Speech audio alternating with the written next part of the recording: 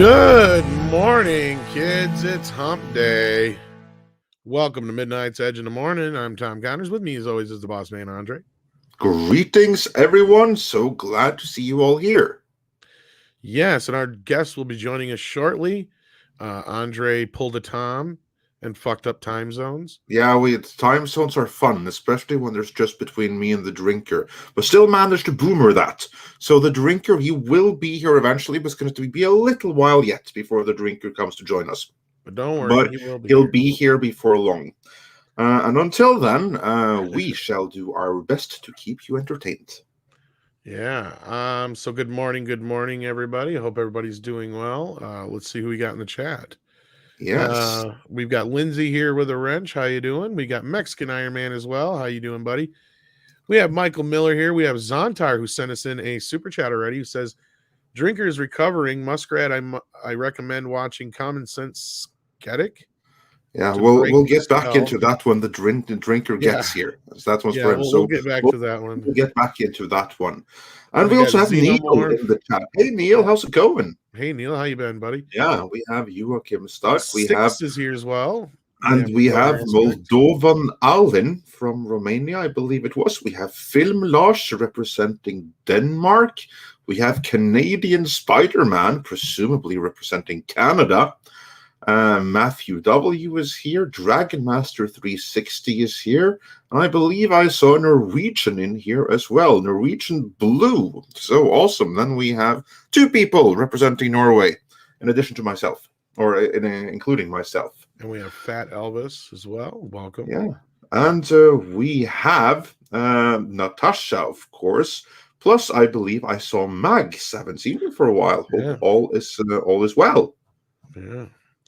So, yeah, it's been an interesting evening. A lot of people got to see Bond last night.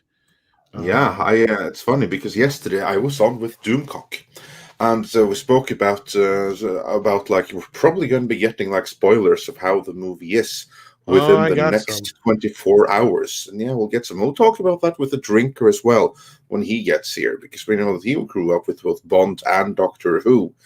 So we'll be talking to him with both of those. Well, I can say this much. I know somebody who's seen it I trust, whose opinion I trust. So we'll get into that and a whole lot more. We do have some other things to talk about as well. But otherwise, it's been fairly slow. But Dune is doing pretty well. Alec Jones says he needs my spoilers. Well, spoilers are going to break out. And I may even drop a one or two here today. Who knows? Well, we'll save them for later. We'll save them for when the drinkers here. So there will be no Bond spoilers just yet. And I'll be seeing the movie myself probably on Friday. Probably that's the earliest opportunity I have. So by the time we have the Friday show, I may have seen the movie. Fractal, I have like 20 movies to watch before the new one. And Robert has been so busy. So we'll have to see what happens here. Maybe we can have the drinker join us for a couple of them. He's expressed interest in that. Yeah, maybe. And then also, speaking of representing, Arctic Alpha is, of course, and with that name, he could only be representing Finland, which is awesome. So say hi to Santa Claus. And then we have our very good friend and brother in arms, Mexican Iron Man, who says for $19.99. As this party gets started, I would like to sponsor the first round of beers and rabbit chicken nacho appetizer. Oh, well, thank you. But I'm not going to say that word that you wrote it like there. Like, sponsor. We'll stick with sponsor. So, yeah. And just so you know, Mike, there's been a recall on rabbit chicken meat. So you might want to check into that. Well, the beauty with like when you have them in tacos, like there's so much seasoning that you just like with like Indian food, like it's so drowned with seasoning, you'll always be able to tell if the meat is off. So look, you just close your eyes and swallow, you'll be fine. Yeah, but you'll get food poisoning. Don't take away our joy of eating rabbit chicken. I mean, what? It's high in salmonella. Scientists are finding it's bad. Yeah, well, they're headless snarfs, so of course it's bad. I mean, what could you expect? Yeah, well, you know. Spider Unlimited is here as well, though. Yes, and he says for $9.99, as someone who is a lifelong Bond fan and embedded in the 007 community, it's happy to hear that they added camp and bounced back from Spectre, entertainment-wise. Yeah, some reviews are getting around. So like we said before, we'll definitely talk a little bit about that. So it does sound good so far from certain people. Yeah, that's the one thing we can say up front. It is getting some fairly decent reviews. So surprisingly, well, actually, I'm not that surprised. Remember, because they had test screenings and they did some very extensive reshoots. Yeah, that was my response. You wouldn't think that they would need so extensive reshoots to update scenes where they were holding mobile phones, but evidently they did, and now they have a better movie for it. Go figure. That was my response to the initial reaction. I said, "Oh, so the reshoots helped." Yeah, and David Gill, he also says, Andre really loved your Andre off with Doomcock. How did I not get to be a part of that? Well, maybe next time. Maybe we can have a I swear you told me before that I do you better than you can even do your own voice. Sometimes. Yeah, well, that's known to happen. Now, basically, for those that wonders, sometimes Doomcock is known to read poetry and stuff like that in my voice and my accent. So yesterday, when I guested his stream, we had an Andre off, where we were both reading the epic poem Ozymandias to see who could do a better Andre, the real deal, or Doomcock. It was very fun for all involved to see who won. Go check out his stream. Cliff Johnson says he just watched Jeremy John's review and won't be watching the film. Oh, I wonder what he said. Yeah, I'm curious about that too. Like, I honestly I don't know too much about Jeremy John's reviews. I haven't seen any of his videos in forever. I don't know how he generally is with reviews. What I will say is generally you find a reviewer that you generally come to trust.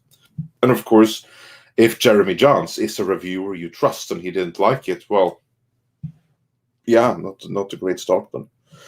And Michael MacLeod says for 14 South African rands, the last theatrical Bond movie. Well, certainly the last one for now. So we'll see how long that's going to last. Which is sure to be interesting to see.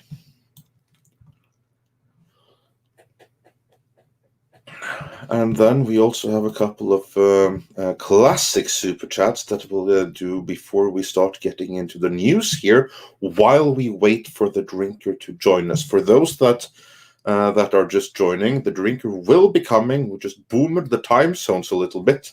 So through absolutely no fault of his, he will be joining a little bit late. But look on the bright side, that gives him plenty time to get good and drunk before coming to join us. So there is that.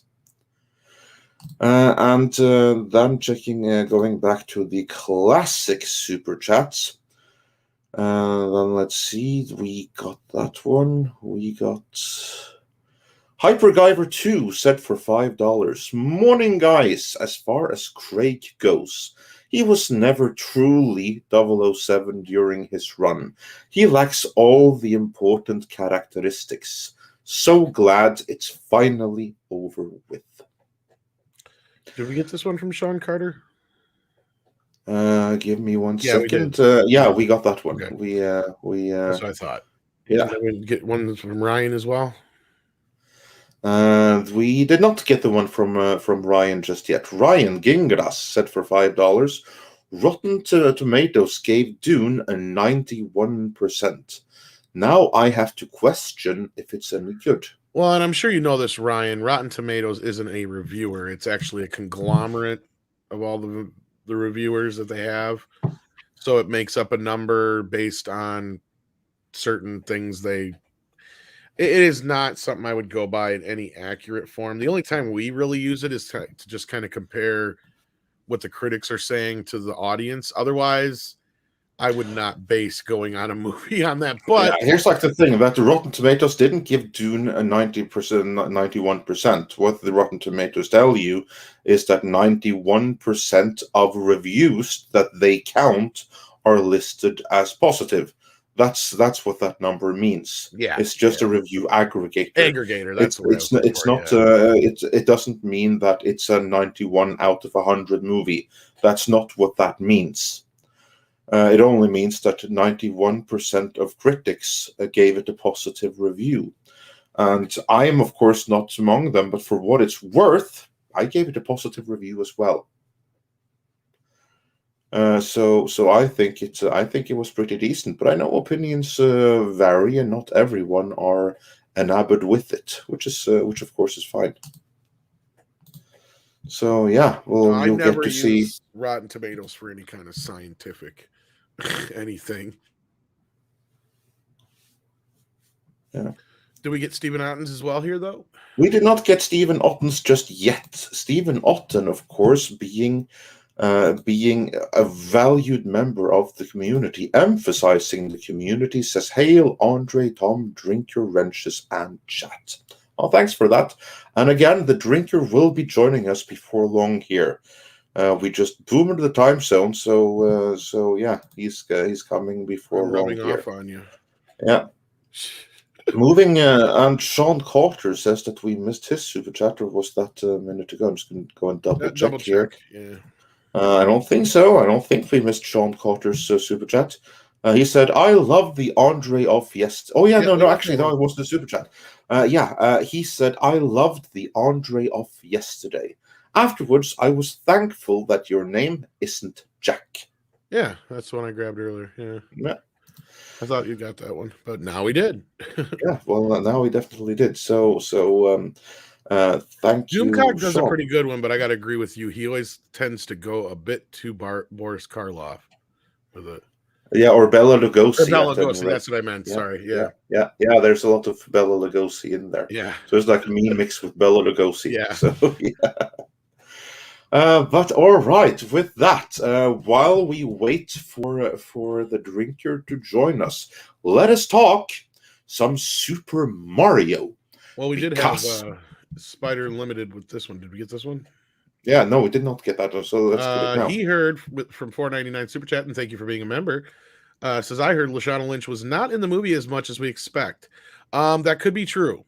Some things I heard, I will say that right now till drinker gets here, though. I'll save the rest for then. But the person who told you that is probably more on the nose than not. I will say that. But yeah, you were talking about Super Mario Brothers. Yes, we have Super Mario. It's a me Mario. One of the original cast members speaking out from the what was it, 1993 film.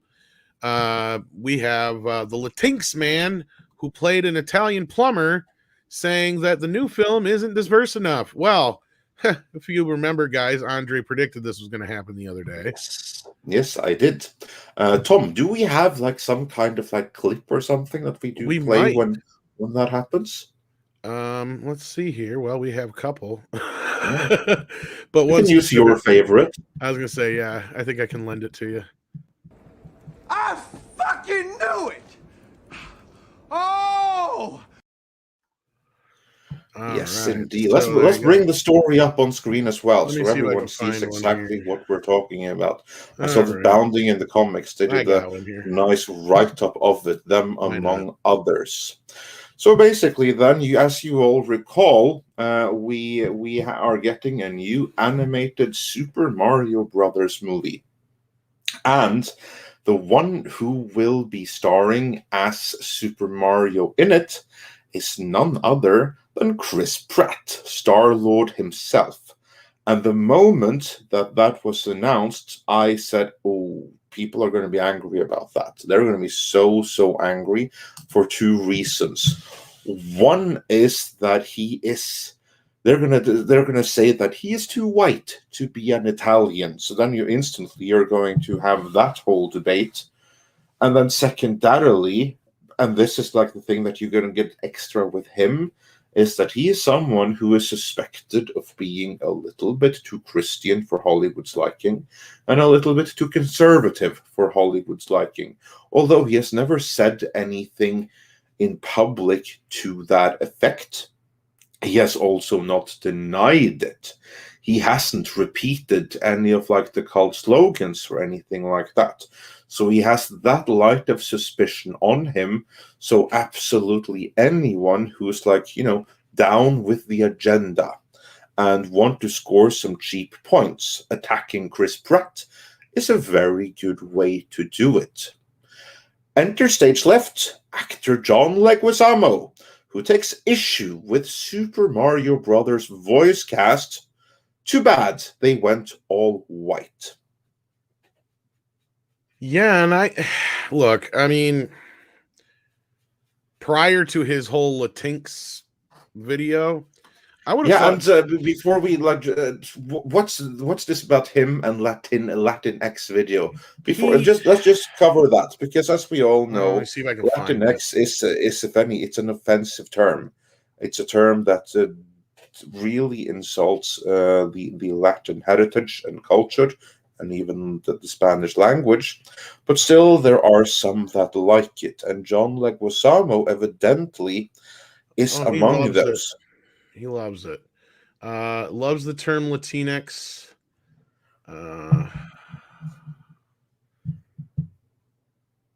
Says, here, let me see if I can find the I can't find the actual video, but I can find Will Bloom. He says, "Get the Mexican Iron Man in here." Oh, trust we tried, but he's busy. He's listening in, but he is busy with his day job, and that is cool. Sometimes he's going to be busy with his day job, so I look forward to hearing his take on all of this. His feelings on LatinX and just how offensive a term that is.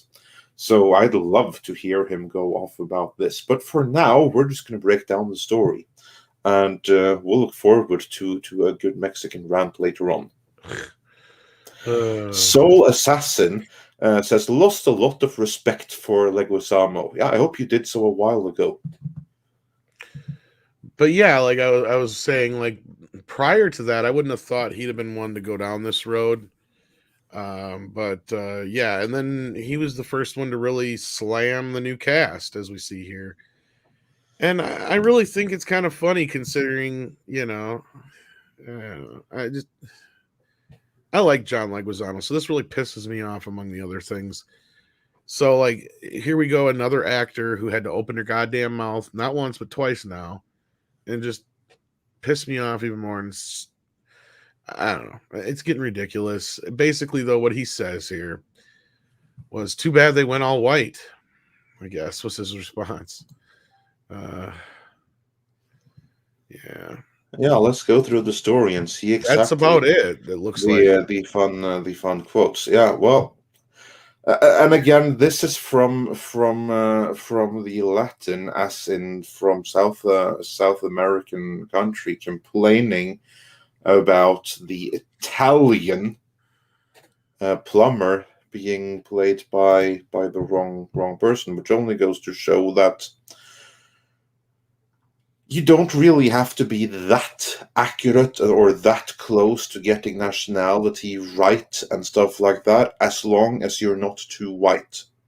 Like the rules apply if you're too white, and after that, like there's some leeway. That is what I take from that. But anyway, his tweet said, so glad Super Mario Brothers is getting a reboot. Obviously, it's iconic stuff, but too bad they went all white. No LatinX in the leads. Groundbreaking, colorblind casting in an original. Plus, I am the only one who knows how to make the movie work script-wise. Oh! You what?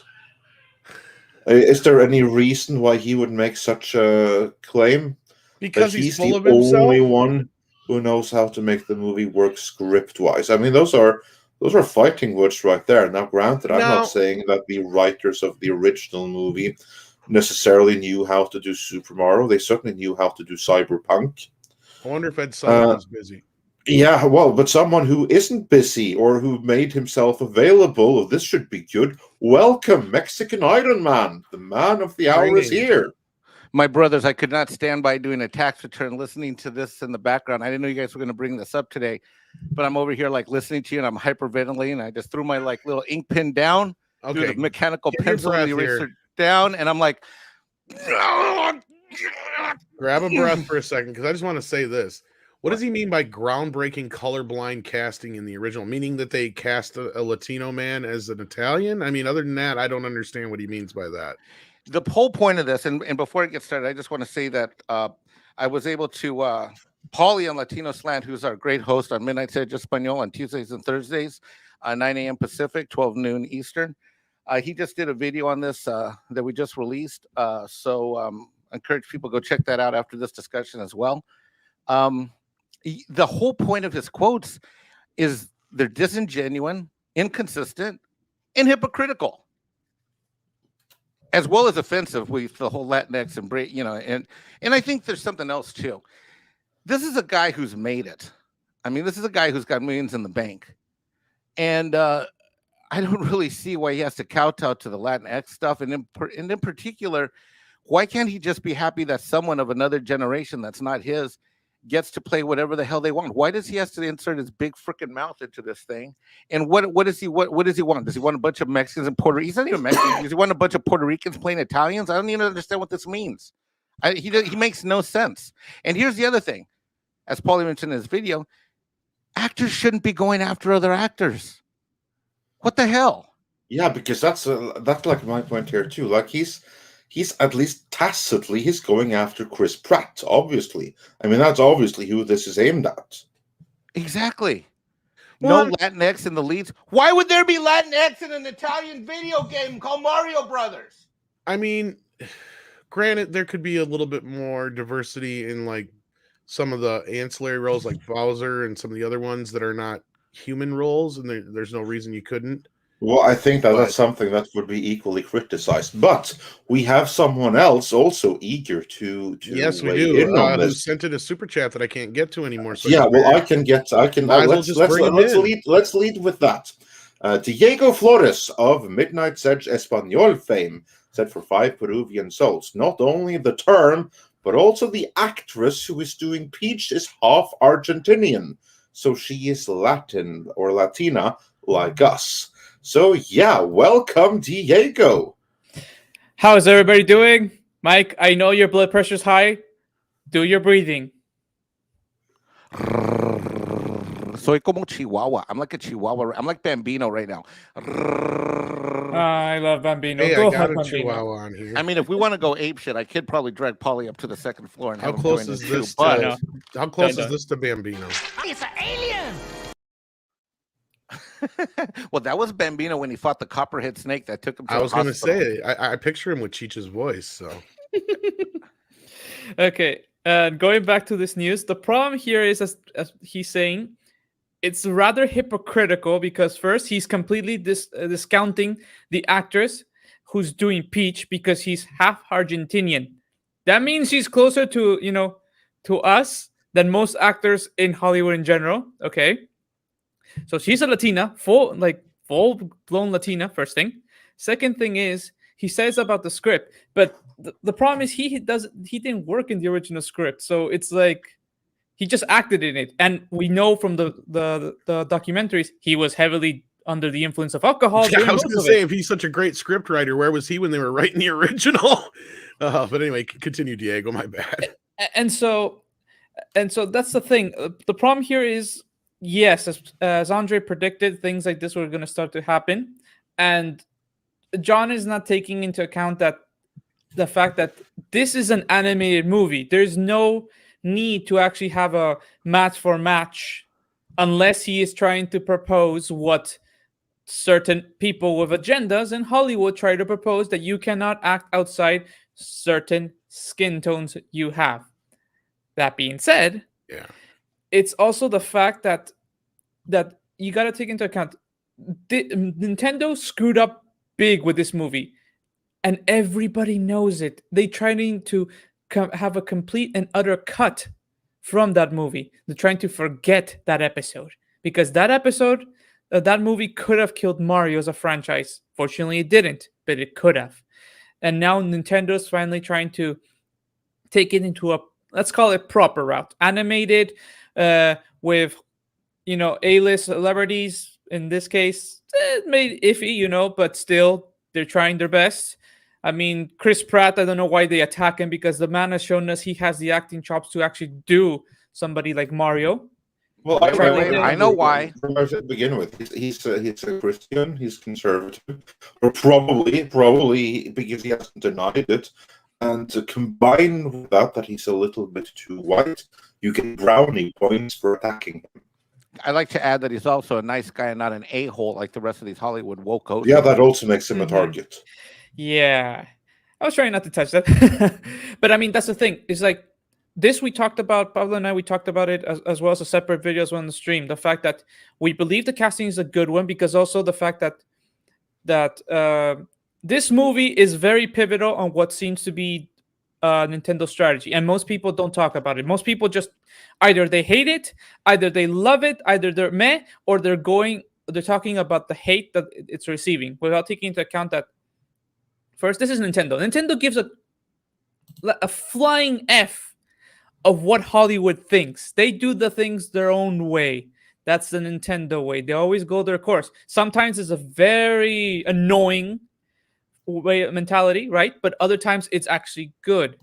And the fact is that this movie is just the first step of what they seem to do. Because I mean, just to give a preview in English for what we were talking about in Spanish, but those who are watching as a Spanish, watch the video that's coming out today. We talk about the fact that Nintendo most likely has done this movie for two reasons. One, just to start like in the industry, because they notice that Mario has reached a plateau in the sense that you can do as much as you want in video games, but there's always going to be a sector of the population who will not watch Mario, like who will not play the games.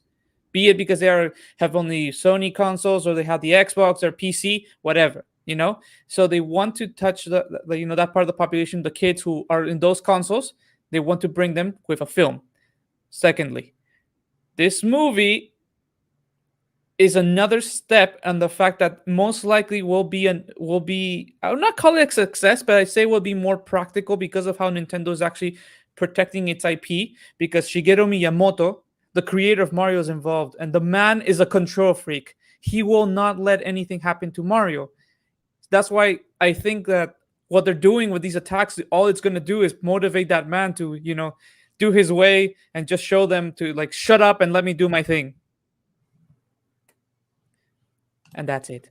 Yeah, well, let's hope that his vision is going to translate, because I agree, this thing here is going to be something very different. What do you think that Leguizamo means with "I'm the only one that can write this"? The hell is even smoking? I can tell you that's unbridled, cocky, arrogance, self-importance, as well as some jealousy mixed in as like paprika on the top. Mm-hmm. The problem here is that, think about it this way. They announced in the direct that Charles Martinet, the man who gave the voice to Mario, Luigi, Waluigi, all the famous, let's call it Mario clones, he's also going to be in the movie. They're going to put him. He's not going to be Mario, but he's going to make cameos, and they actually made a whole game out of it to see if you can identify him. But the reason I'm saying this is because they're bringing that man into the project, but they didn't dare not bring Leguizamo to do his Luigi. I think that's what it is. I think you're right. He's not getting a check. And that's the thing, because also the fact that, remember, I most likely think he wants to still be involved with Mario because he has kids who would love Mario. And he wants to be in there in something that's not the 93 film that he can't show his kids till they're older. Well, he can't show it at all to him because I was just going to say he can get no residuals because Disney and Nintendo have notoriously kept that movie as down as they could. Like, it has had one lousy DVD release 20 fucking years ago, and it was a rip of the Laserdisc. To get a decent release of this film, you have to go out of the country. So I guarantee you he's not seeing much for residuals on this film. And granted, it's probably one of his more well-known films, which is sad. I mean, stop and think about it. Most movies he's in, like he's been in John Wick in the last few years, and that's about it. Barely was in it, but okay. That's what I'm saying. Like, it's not like John Leguizamo's an A-list star anymore. I mean, he never really was. I mean, let's be real about it. He was always the second banana to whoever was the main No, star. come on. At best, His he was- only big film was The Pest, and it fucking flopped. Come on. Exactly. He was never that big. He's just a guy That's who's my managed point. to hang around Hollywood enough, lick enough ass, kiss enough D, and whatever else he's had to do in order to stay relevant. I've never been a fan of his as a comedian. I never liked his work. I thought his stage production that he did, that one-man play, I thought it was boring as snot, in my opinion. I didn't get into it. And his work in film, but this is a guy. And here's the problem sometimes. This is a problem sometimes. And I see this in my community many, many, many times. Sometimes when you're like one of the first that breaks through something, it can be in business, it can be in entertainment. And this guy, in this case of this guy, it's in some Hollywood movies here and there. As basically a ridiculous character actor, is how I assess him. But whatever. Whenever sometimes you have the first breakthrough, instead of turning around and having A, respect for your colleagues, and B, a sense of wanting to give back and help maybe that next generation even do a role that you once did, maybe, or something like that. Where is that in Hollywood? Where is fellowship? Non-existent. And where is mentorship? Non-existent. Exactly. These are a bunch of self-centered, fucking egomaniac-driven weirdos who think that they are the most important thing since planet Earth. Speaking of colleagues, anyway, not the weirdos part. We also have with us Culture Casino. Yeah, hail Culture. And to those wondering, the drinker will be here before long, which Very is moved shortly. the time zones to anyone that is wondering. So he'll be here before long. But in the meantime, you have us to keep you all entertained. And Culture, what do you make of John Leguizamo's recent comments on Super Mario, and especially with how he's the only one who can write this? Well, look, I mean, you know, I agree with Diego. I mean, he feels very close to the character that he played. That's fine. You know, we're in a day and age where people want to talk about things need to be played by a given thing. And of course, I'm sure everybody's already had the epiphany that, well, they should have cast 2 Italians because Mario. But ultimately, these parts could have been played by a number of different characters. I mean, you know, either you want a colorblind society or you don't. And I feel like sometimes Johnny Legs talks out of both sides of his face, and that frustrates me. I don't know, Mike, do you agree with that statement or no? Absolutely. And it's so frustrating. The lack of integrity, the lack of humility, the lack of appreciation. Let me tell you, if I was him, this would have been my quote. Thank you for asking. I had a phenomenal time playing the character that I did when it came out. Certainly, Mario is an international phenomenon that has impacted generations. It was a key element in the development of my career. I'm so happy to hear that it's being made, and I look forward to all of the actors having a great time, the same great time that I did, and hope everything goes well for the release and that it does incredibly well. That's how you do it. Yeah. Or he could have even still not even went to that extent and just been a little tongue-in-cheek and been like, oh, I'm so happy to see Mario Brothers is getting a reboot. Maybe our movie will finally see the light of day on Blu-ray or something to that effect. If you're going to be that self-centered, say something like that isn't so self-serving. Oh, that would be better. You know what I mean? Like, because anyhow. Hyperguyver 2, though, it brings up a good point here. Leguizamo's been trying to shake off his 2 big makeup roles, Tu Wong Fu and as the Violator in Spawn. Yeah, those are his 2 best roles, unfortunately. In fact, I say he steals the show in Tu Wong Fu. That is probably my favorite role of his, unfortunately.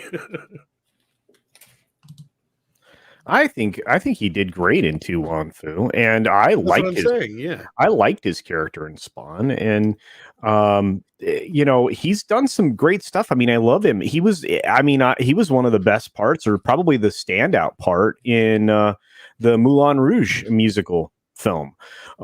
He has done a lot of quality roles. I'm very like I said, I mean, I'm turned off by almost every single actor now, and it's why, you know, we've been talking about for a long time now the death of celebrity, because I don't think we have them anymore. Well, we don't have any gracious celebrities. You know who needs to party together and go have some rabbit chicken nachos is Leguizamo and Kevin Smith. They need to go have like a rabbit chicken party, and I'm going to make sure some of that recalled rabbit chicken meat that Tom talked about. They'll probably end up getting together and fucking make the most wokest movie in the world. Okay. Let's not bash like that. But also, I was gonna say is the fact what culture mentioned. I think the problem here is that most people don't see it. Is the fact of how Hollywood has become a very corporate structure. And what do I mean? People who work in the corporate world in offices will understand what I'm saying. It's the fact that how cutthroat has become and how it has forced people to change the mentality where everybody has to look behind their back to see nobody's going to backstab you. At the same time, if you see an opportunity to stomp on somebody, you got to stomp somebody. I feel that that's the problem. It's become much like that. Like everybody's trying to claw to become number one, not taking into account how many people they leave behind and they use as a stepping stool. And I'm not just talking about Johnny Legs. I'm talking in general in Hollywood, and that's the problem. When you're in that kind of environment, if you don't have a very solid structure to base yourself on to keep you grounded, you're gonna start showing some of those bad things. I mean, I think one of the reasons why, for example, Hemsworth or Pratt, like they show a difference is Hemsworth, he lives outside that environment, so he doesn't need that kind of mentality. And Pratt, meanwhile, as he said, he's a very let's call it conservative man. He's a Christian, and that helps him keep him grounded to what he is today. And that's why we don't see him do these kinds of statements. But we see other people who are more in the environment actually say these kinds of things. And I think that's the problem. The environment creates this, not them naturally. I think that's very true, Diego. I think that the environment that they're in is cutthroat, and I think that they're always looking behind their back, and it's become worse over time. And you know this is the strange thing. Normally, it's the agents, it's the managers and stuff that should be behind the scenes trying to manage your career. These people are trying to actively be involved in advancing their career, and they think they're doing it through this fake activism that they're doing. I don't know. He's done some great roles, but all of these actors are creating a harder and harder time for us, the audience, the people who watch this, to separate them, the person, from the role they're playing. And if you've done that, if you've created a barrier to me seeing you as anything other than this, ideologue, you've destroyed the opportunity for me to appreciate what you've done or what you're doing. I think. Yes. I mean, we talk about, or I talk about, I should say, I'm going to speak in me words right now. I'm going to take ownership of these words. I see when I go to a film, my goal is to enjoy myself, to escape from the reality that I live in every single day, and to essentially be immersed in something, right? And every time I get pulled out of a film, my enjoyment has been reduced. So if I'm already going in there with reservations because of the actors' outward statements, their public position on 1,000 things that have nothing to do with the film I'm seeing, it's harder for me to escape the world around me and to be immersed in something. So at every step, when they're doing something as a character, they're now making it more difficult for me not to get pulled out of the film. And every time you pull me out of the film, you lose points. So when I'm watching something now, I'm critiquing it in even different way than I have ever before, which is how many times do I get pulled out because the actor is doing it, because the actor made a negative impression upon me, right? It's harder and harder. And I think I'm not the only person. Now I can only speak for myself, but I think I'm not the only person who gets pulled out because of the behavior of the celebrity that's playing the role. I'm generally pretty good at separating. I try. And like a great example was like Brie Larson. I did a good job of separating her for the longest time until she just got to that point, like you said, culture, where she just got under my damn skin. And now I can't even stand seeing her in anything. Same thing with the cast of the remake of Ghostbusters, right? Because I actually used to enjoy Paul Feig's other films. And then actively, after seeing Ghostbusters, it really ruined those movies for me. Like, because I did enjoy quite a bit, like the Bachelor Party ripoff and The Heat. Right. Those two movies I thought were very well done. But then I went back and watched Bridesmaids again. Right. I don't remember laughing at all through it. I'm like, this just reminds me of Ghostbusters. But Yeah. Primer here says, "Hail Midnight's Edge in the morning. John Leguizamo is virtue signaling so he won't be canceled for the racist impressions he did in the past. Hypocrisy at its most blatant." Yeah, kind of like I think how people are probably right to believe that Kevin Smith was probably doing a lot of the shit he was doing to make up for some of the crap in his past too. But it's funny that I mentioned John Leguizamo should have been pushing for a Blu-ray release, because look at this. Super Mario fans have catapulted the classic 1993 Super Mario Brothers movie to #1 spot on Amazon sales chart, even though it's terrible. I will say it has its moments. You just have to does. see that it's not a Super Mario movie; it's a cyberpunk movie. It's the spiritual Yeah. successor to Max Headroom. Yeah, Once you it see it as kinda is. that, then it's good. Yeah. I mean, and also I was gonna say one thing that I was mentioning before about the whole structure, how they doing the virtual signaling and all that. I think the reason why I mention it is also the fact because of Polly, I see many things that Leguizamo tries to do to help the community, properly give it a voice.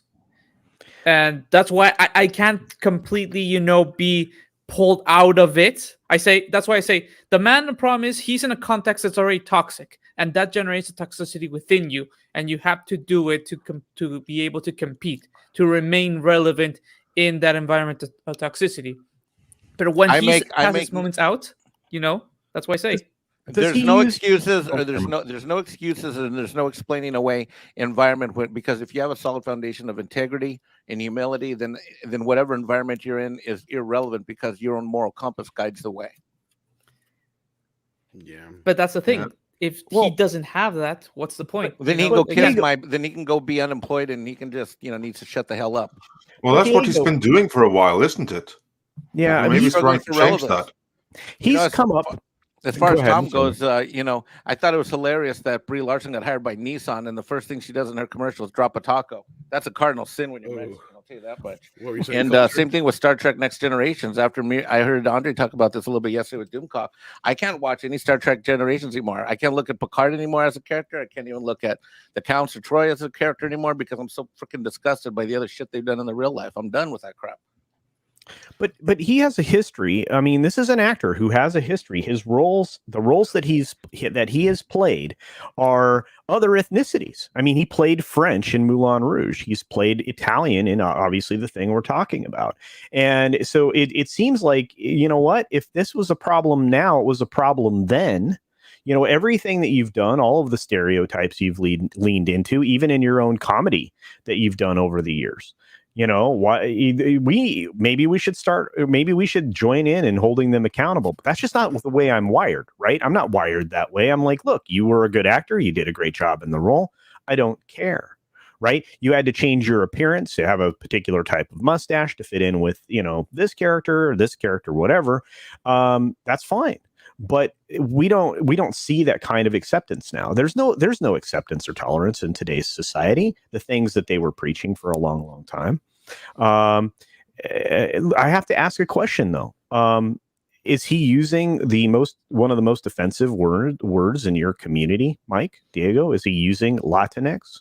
Yeah, I mean, I'm deliberately not covering that right now because I've ranted at length exhaustively on Midnight's Edge After Dark, on Doomcock Show with Andre. I mean, no, we're done. I'm done with that. Which means that despite what he does for the community, Diego, so you're looking past the fact that he's leaning into this term that's incredibly offensive to many, many people because of his good works. Again, I can see that. I'm not asking. I'm just saying. I mean, I'm not saying that's not a good thing. I'm saying it's just, aren't you at odds with your own community? Despite your good works, you set yourself at odds with your own community through that. Because for a lot of people, there are new slurs. The new slurs are things like that word. There's another, there are several new slurs for me, right? And I'm, what do I do? I mean, do I get affronted? Do other people take my thoughts into consideration, my feelings? No. So I'm like I said, we're in a world where everybody is living in many people are living in giant hypocrisies. I mean, it constantly, on the daily, not even and sometimes moment to moment. So, this just isn't a good look for him. And I don't think, like I said, again, you're going to have half the audience you've already shut out, and that's dumb. It's just dumb, bad for business. well, and then I don't want to dwell on this too much. Yeah, no, I'm sorry. I got here. I don't know if I know Paulie had some things he wanted to say. I don't know if he's still there, Mike, but if you wanted to hop in there and say what he wanted go to drag say, him up from the first floor if you want him on. That's between you and him. But no, like I think the bigger thing here is I think John is upset because he is an actor and he does do voices and they didn't ask him. I think that's the big thing that's bothering him right now. I'll be honest with you. I do feel like that's the case. Especially where he's like, oh, why didn't they? I'm the only one who knows how to write this thing. Like, boy, if that's one of the things that sticks out to me the most. Well, hey and guys, again, I got to pop back into work, but I'm going to swap Paulie and then send him the All right, link. sounds good. Okay, I got to get back to work. I got a client appointment. I got to jump to right now. Yeah. Okay. And to those wondering, the Critical Drinker should join us very soon now. Since this was us that boomed the time zone, so it's no fault on him for that. But he has the time to get good and drunk. Yeah. So when he gets here, we'll definitely move on to some Bond talk. In the meantime, though, we'll finish up with this John Leguizamo talk because it looks like you guys have some things to say in the chat. Nick Clark, he has first Dash Attack says, why isn't Chong-Li in the Mario movie? That's a very good question. That is the question. That's another $1 million question. Yeah. But Nick Clark also says, can we at least consider the possibility that he was making a sarcastic remark and the dumbass journalist quoted out of context? Unfortunately, that has been the norm far longer than woke Hollywood. Unfortunately, this is not his first offense on the Latinx front, but yeah, I'm going to say goodbye to everybody because Paulie's going to loop in right now. Love you all. Paulie. I got to go. All right, take care, Paulie. Hey, Paulie, how's it going? Orle. Hey, Jefe. So, what do we think of Leguizamo's comments here? I think we lost Paulie or something. Okay. He was there, and then he wasn't. Yeah. Can you hear me? Now we can. Way there in the distance. Are you on the Wi-Fi or are you on the? Yeah, because like you're coming through real muddy. Meanwhile, while we sort that out.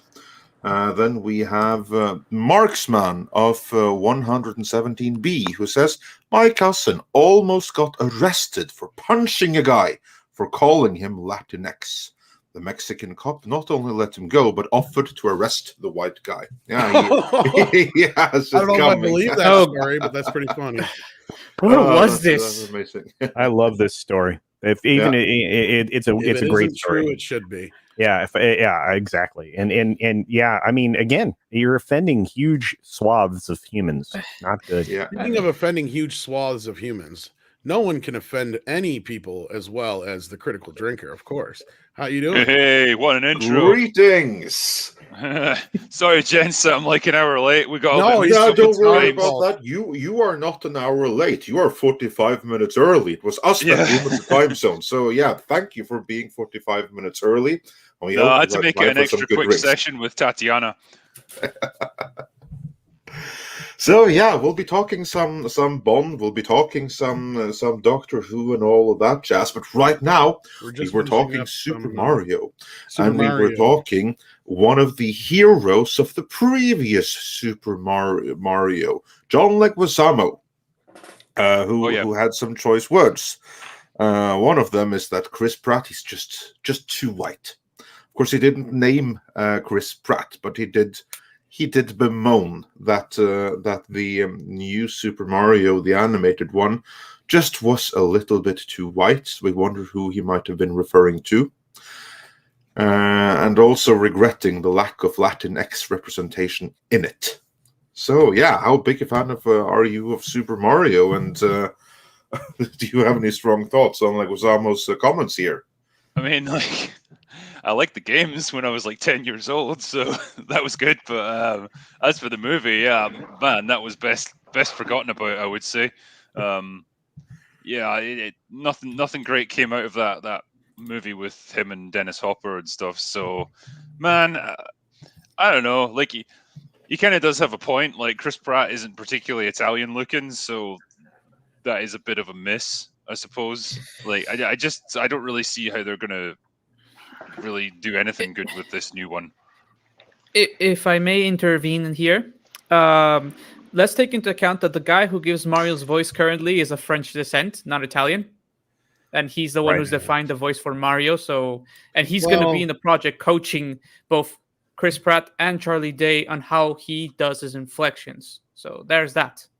Let's also not forget that the most famous Italian plumber ever was created by a Japanese company too. So I don't think it really fucking matters. There is that. I think So- this goes down into the same road as things like The Simpsons, where they had a white guy voicing a poo, and he did.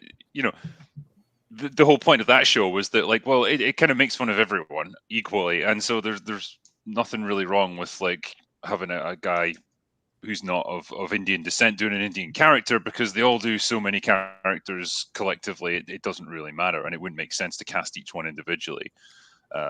And so for something like this, yeah, like if he can actually figure out his accent, I'm trying to picture Chris Pratt doing an Italian accent, and I'm struggling here. But yeah, if he can get that done, okay, whatever, And Paulie, are you ready to chime in? He just No, you are himself. not ready to chime in. I went to unmute him. Okay, can you hear me? Oh, there. Yes. Yeah, we can hear you. Hey, everybody. Hey, Polly. Hey, Paulie. You seem very unsure. Yeah. So yeah, any thoughts We on can see you and hear you. Leguizamo before we move on? On Leguizamo? Yeah. Well, that it's a rather silly argument, isn't it? The one he's going up against, as far as Mario Brothers, it's actually really unfortunate, because one, he's selling out his fellow actors. Mm-hmm. That's to me, when I first read that first line, you don't sell out your tribe and his actors. And he should just be happy no matter. It's a great cast. It's a great cast. I think Chris Pratt is really he's very versatile. So like Critical said, and hello Critical, like Critical said, Amen. Let's see, amen. Let's see, let's see. But you got Charlie Day, Anya Joy Taylor, who's a Latina, who's a woman, who's reached the height of success. So I don't get it. And it's an animated movie. So like Johnny Legs, ¿qué pasó? You had your time. Maybe he was a little hurt because him and Hoskins had to do. There was so much strife on that production, as Tom will tell you.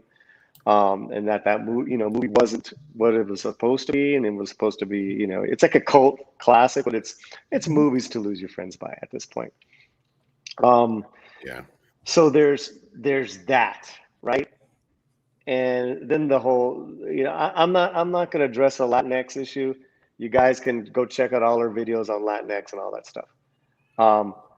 What I will tell you is, he doubled down in his comment section in Instagram when he put that post up, because his own fans said, "Hey, but aren't the Mario Brothers Italian?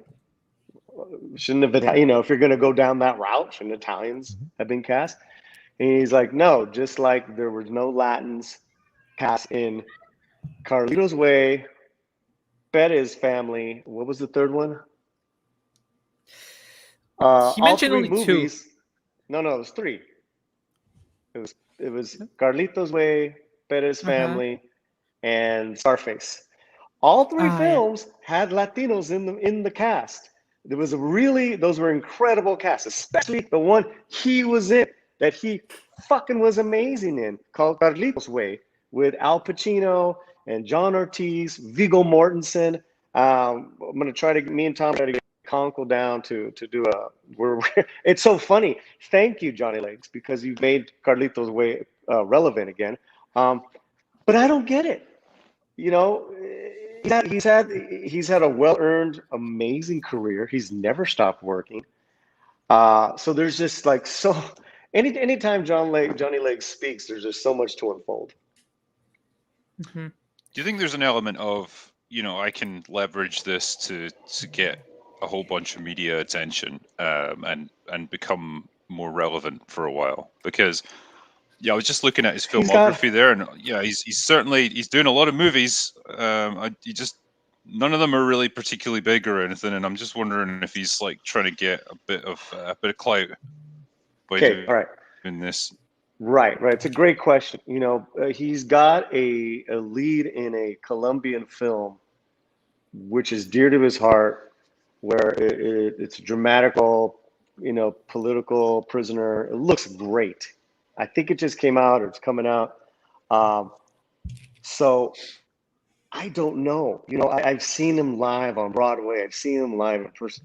He's such a troubadour.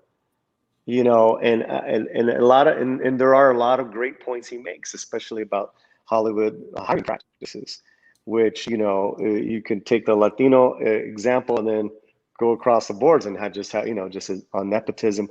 But it seems he's part of that now. So maybe you're right. Maybe maybe it's because it's Hispanic Heritage Month. It's just it's kind of just gone overboard. Look, critical. I mean, actors. There's a part of being a successful actor. You have to have that ego trait, and to emotionally, buy into your character, and to survive this industry. And he's a survivor, man. He's taken small roles and made himself memorable. So I don't know why I don't know why he what's funny was when the cast was announced, I was like, I wonder if Johnny Legs is going to say something. So maybe there's that factor, critical. I can't, I would imagine there's an element to it. Like this is a good way. Like, oh, I was in that movie, now it's coming again. This is a good way to score woke points and maybe give someone cause to put me in the movie or something like that. I don't know. I can only imagine that must be part of the reasoning. But I think we have said pretty much what there is to say about all things Super Mario. Now that the drinker is here, we have plenty other things to discuss as well. I just want to very briefly bring up some super chats relevant to that topic before we close it for good here. Xenobit says for $5. Wanted to point out Danny Wells played Luigi in the 1989 TV show before Leguizamo played in the 1993 film. The TV show was also better. Yeah, but it wasn't cyberpunk, so there is that. And Cesario JPN said for $10, read on Kotaku in Action that an ABC affiliate misattributed a quote about LatinX to Danny Trejo. It was in reality sloppy journalism by someone else who attended the class where Danny was talking at. Yeah, that's pretty sloppy. And Nico unfortunately, in this case, though, it's Leguizamo's own tweet, and he has spoken out quite a bit on the LatinX business. So, yeah. Nico-san says, wait, what? Since when is an Italian plumber Latin? Did I miss something? I'm confused. Drinker, fix it. Make a video. Oh, yeah, you have a request there. Drinker fixes Super Mario Brothers. Yeah. Drinker, promise me if you do a LatinX video, you invite me on, sir. Yeah, I'll do my best, my friend. On that note, Sean Carter says for $5, my wife is from Mexicali. Let me just say, her rage about Latinx exceeds Mexican Idol Man's. It's such an insulting term. Mexicali is the border of California, Mexico, and then Calexico is on the other side. Border border people, man. Yeah, like they're from a part of the country that's they're in the heat a lot, so don't mess with them. Yeah. Well, let's see. Mickey Rooney says for €5. The only thing worth bringing back from the first movie is the Goombas dancing in the elevator. That was pretty fun. And I don't Bertrand know if Kurt Dennis Russell Hopper was says, still alive. I'd say bring him back. I like Dennis Hopper. and Bertrand Kurt Russell says only woke Gring X's use LatinX. And Xenobit says for John Leguizamo, the worst day of his life was when he got replaced as Luigi. For M. Bison, it was Tuesday. Yeah, nice mixing of video game franchises there. Sporking News Podcast, our good friend, check out his channel and recently premiered video. Said, do you have to pander to be part of the establishment in Hollywood? Check out John's Asian appropriation.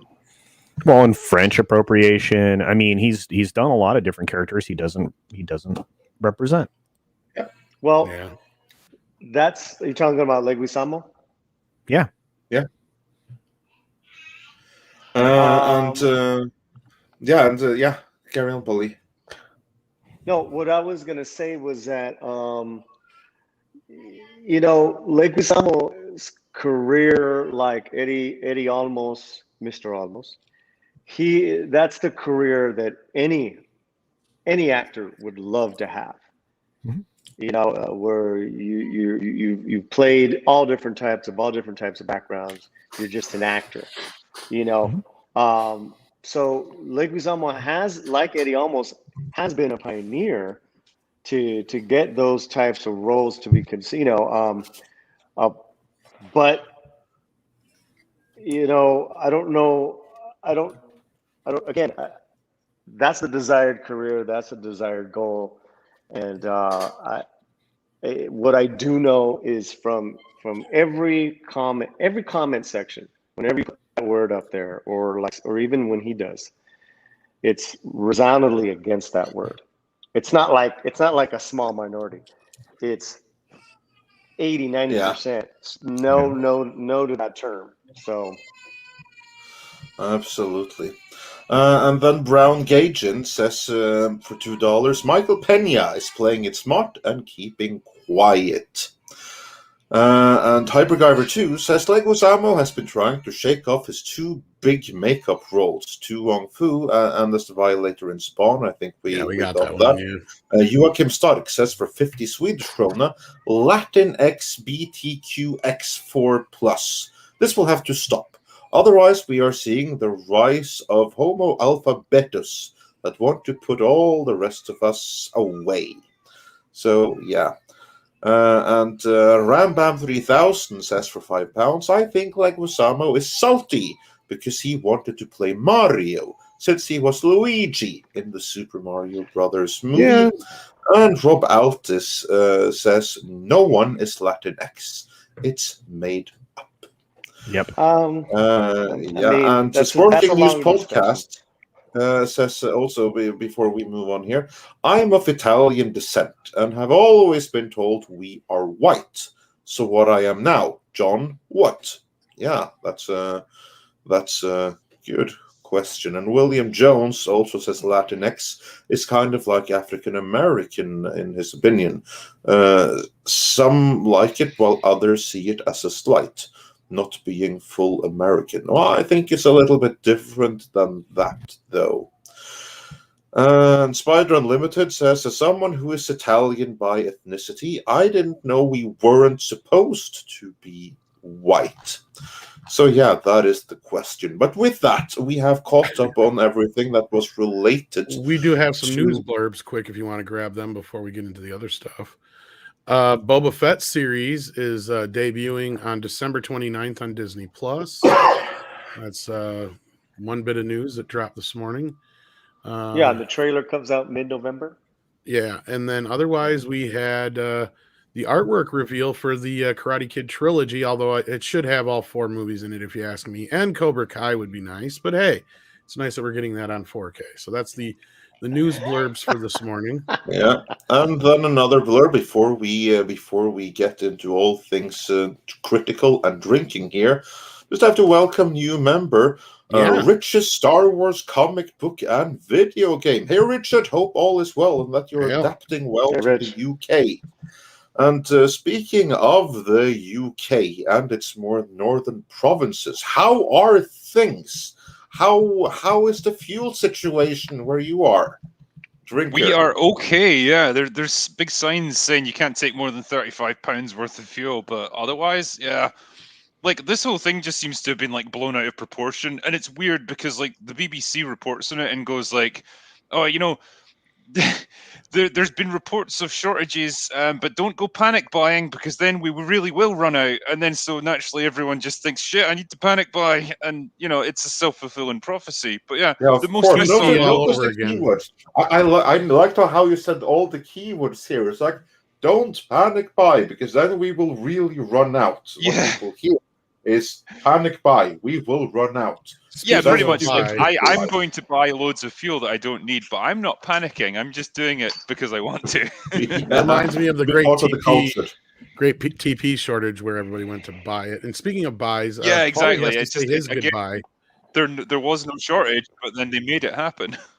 But Paulie has to say his goodbye. So thank you for joining us, Paulie. We appreciate you being here, and go have fun in Mikey's pool. Oh my God.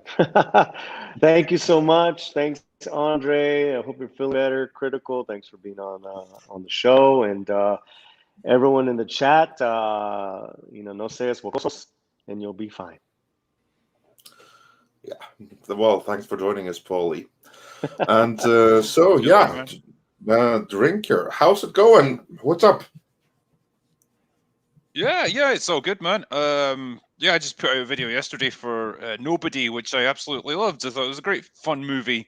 It really takes me back to like when action movies were R-rated and they were simple and they were just enjoyable and they had some kick-ass fight scenes. So very much enjoyed it. And I'm just kind of getting geared up because I'm heading off down to London tomorrow to do book stuff.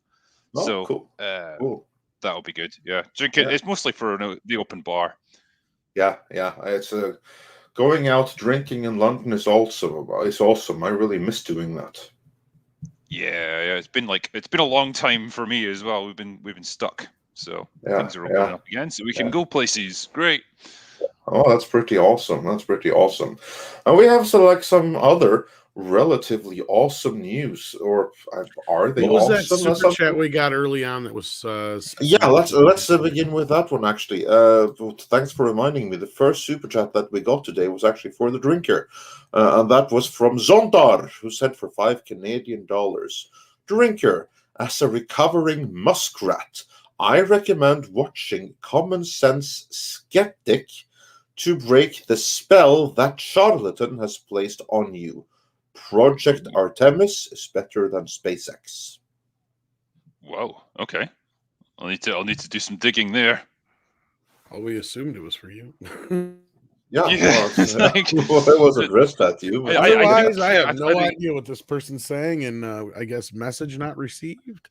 I don't know. I think on us the last time we did a drinkers open bar, we were talking about SpaceX and how they're going to be the ones that get us to Mars and stuff. And I think we were pretty disparaging towards NASA and government agencies in general. So oh my God, NASA!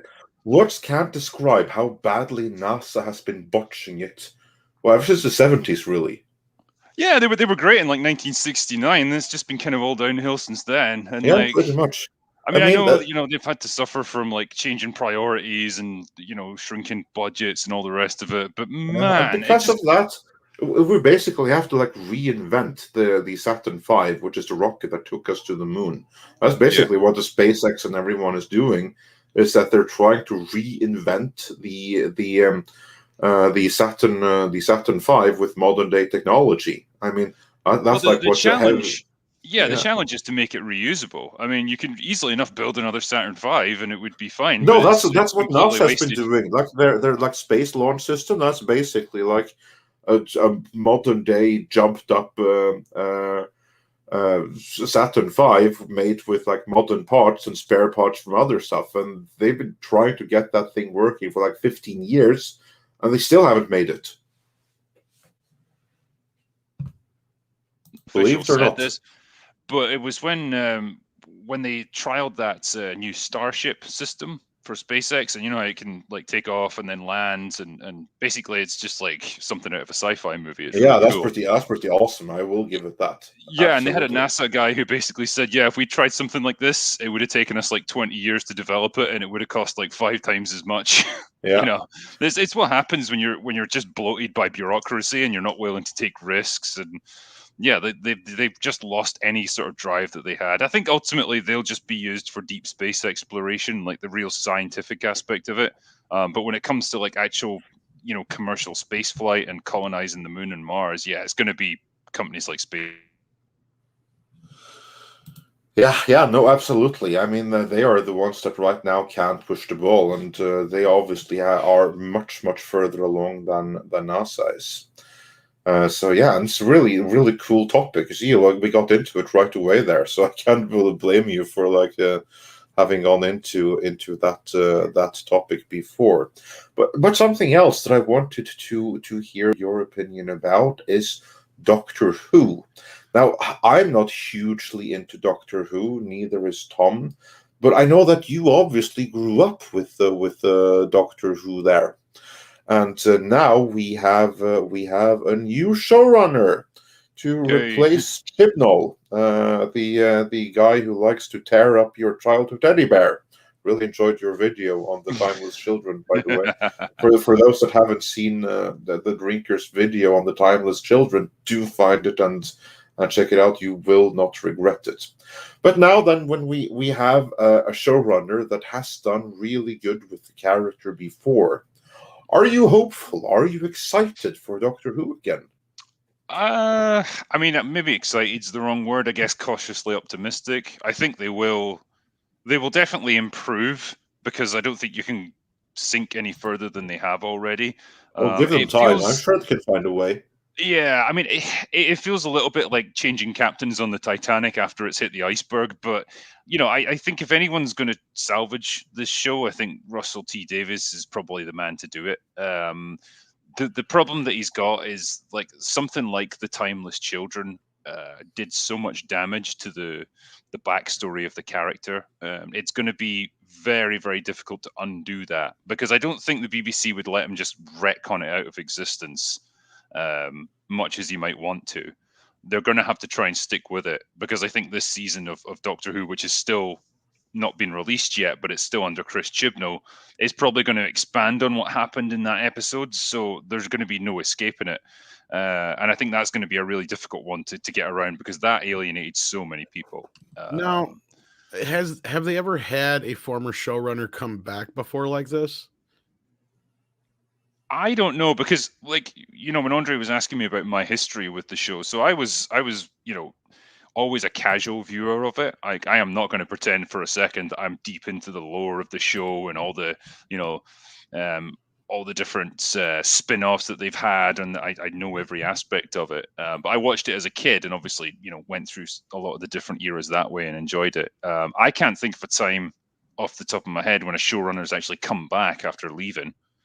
Yeah, because to me that feels like it's almost like an apology tour of sorts. Plus, we know that there's some outside money coming in this time, because like HBO and I can't remember who else is invested in it now too, besides the BBC.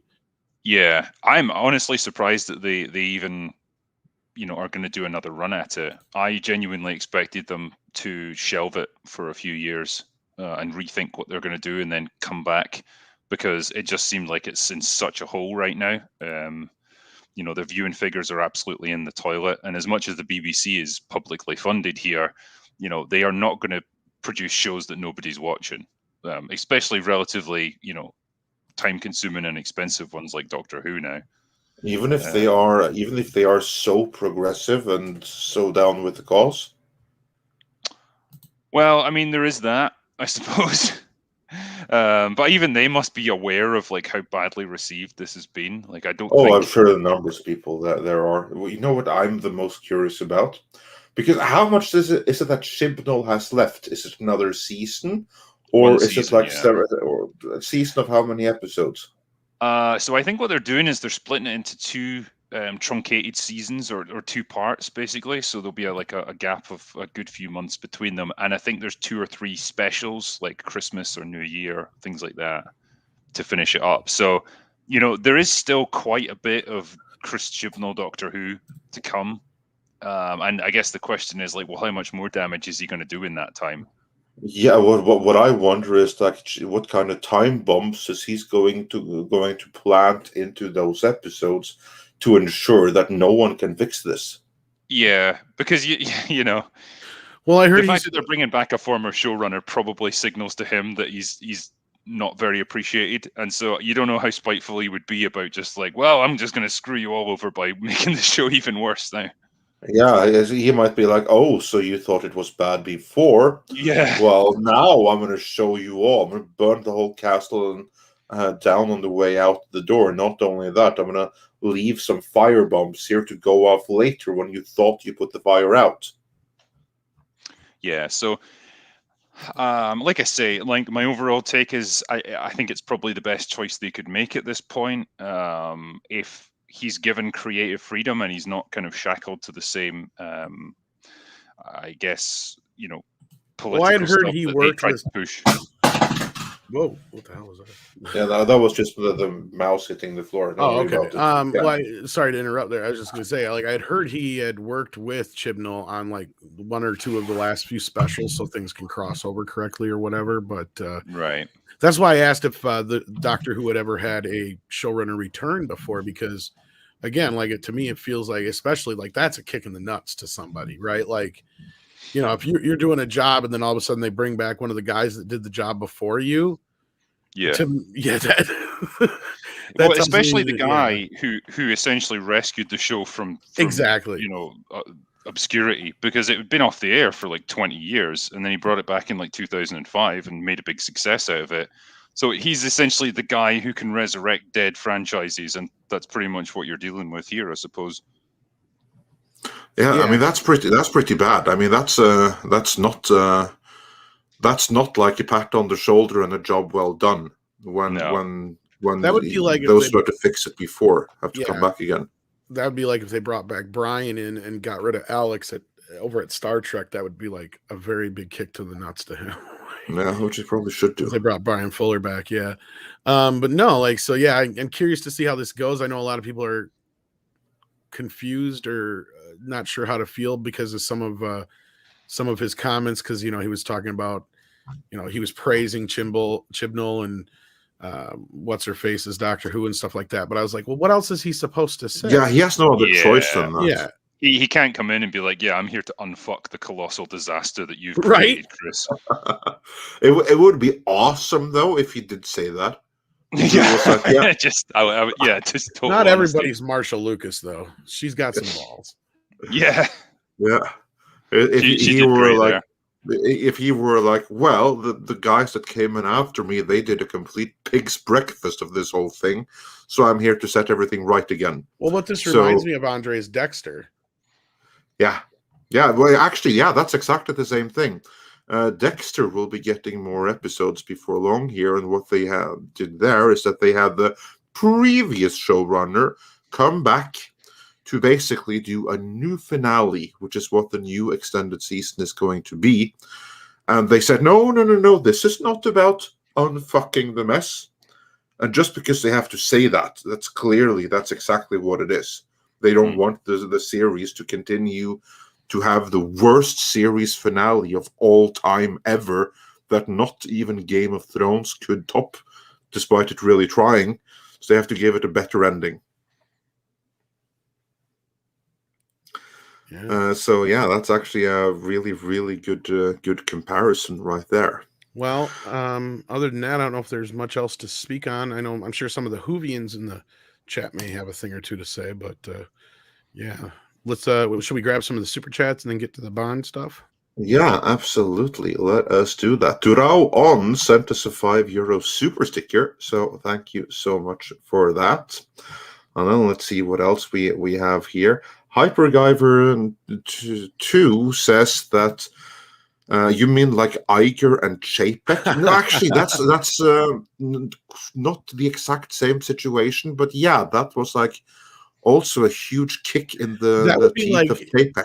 Yeah, I was going to say that'd be almost like if Chibnall's come back in the process of like, because like Iger was the guy who put the company in the place it was at. Chapek's sitting here trying to fix it, and Iger's like, "Oh, you're fixing it wrong," and it's like, "You're okay, so you're taking advice from the guy who put it in the position it's in already. Good job." Yeah. So yeah, but yeah, no, you have like this this thing going on sometimes, and then we have Fear of FEMA, who says Chinball has his whole get the vax arc left to tell. Yeah, that wouldn't surprise me. I honestly would not surprise me if that is a huge thing, telling off the people who won't get with the program. You can totally imagine it, like some virus that wreaks havoc on an alien world, and they're like, "Oh yeah, we had it under control," but then some people wouldn't take the medicine we'd created. Right? I mean, you're probably giving them ideas right now. I'd say that's going to be Discovery's 4th and 5th season and Picard's finale. You just wait. Yeah, probably, yeah. Probably, yeah. You mean I can fix myself if I just stick myself with this needle? I'd have to be insane not to do that. No. You're forgetting the other part, which is you're going to have to take a pill every month too. You forgot he's got to take. I already take a pill every time. He'll be good. He'll be good. Right.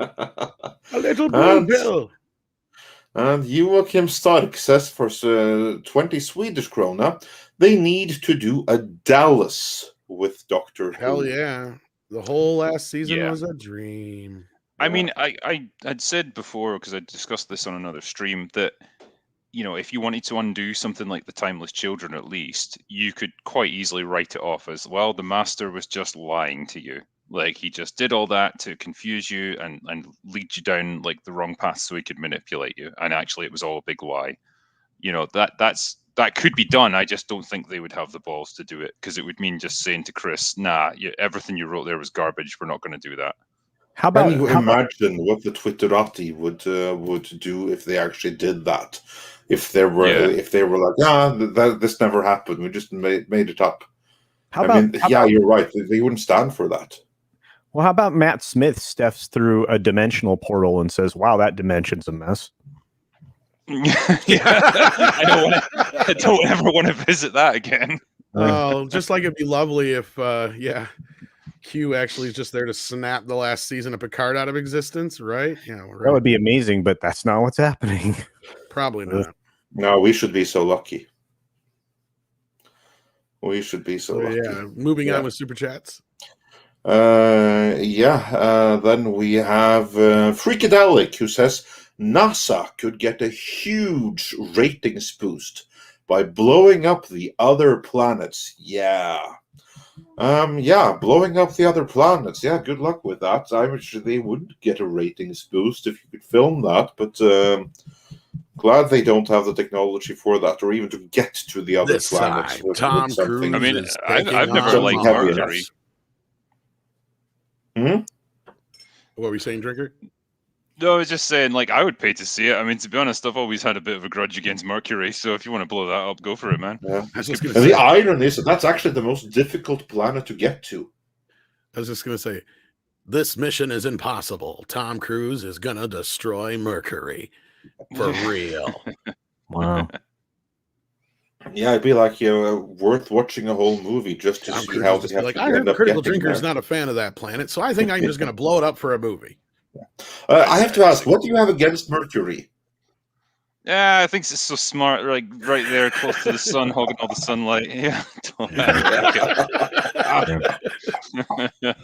Man, it really does think it's Venus. very hot. Venus isn't much better. It's crowding in pretty close as well. I'm going to let you survive this time, Venus. Venus is pretty vain. Yeah. Yeah, Venus is even worse because it's obstructing your view of Mercury. So, and it thinks it's so fucking perfect. Yeah.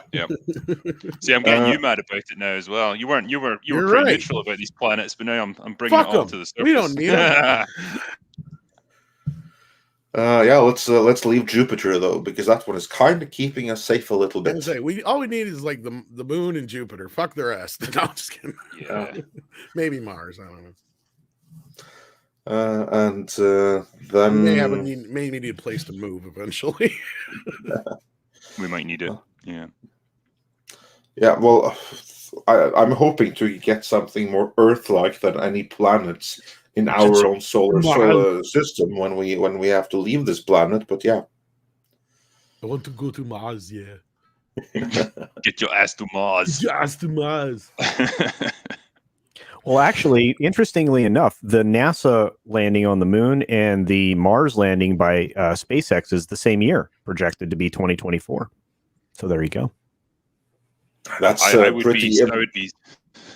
The thing is, I think SpaceX are more likely to get to Mars within 3 years than NASA are to get back to the moon. Actually, I agree with that completely. And I do too. I think it's interesting, but that, just to put in comparison, NASA's going to finally get back to the moon. Elon Musk is going to get to Mars, and it's look at this totally based script doctor statement here. Yeah. Venus's day is right longer than its year. Right. Total woman move.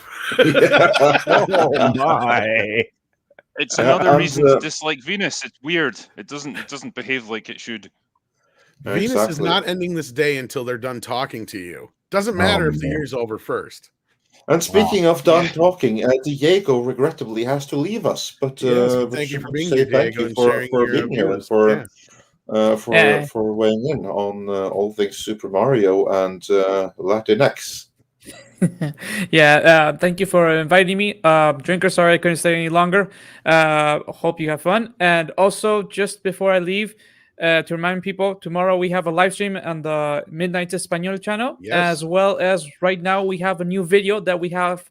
Pablo and me, we talk more in detail about actually the Super Nintendo news, specifically the Mario movie, and actually what it could mean for the future of Mario movies.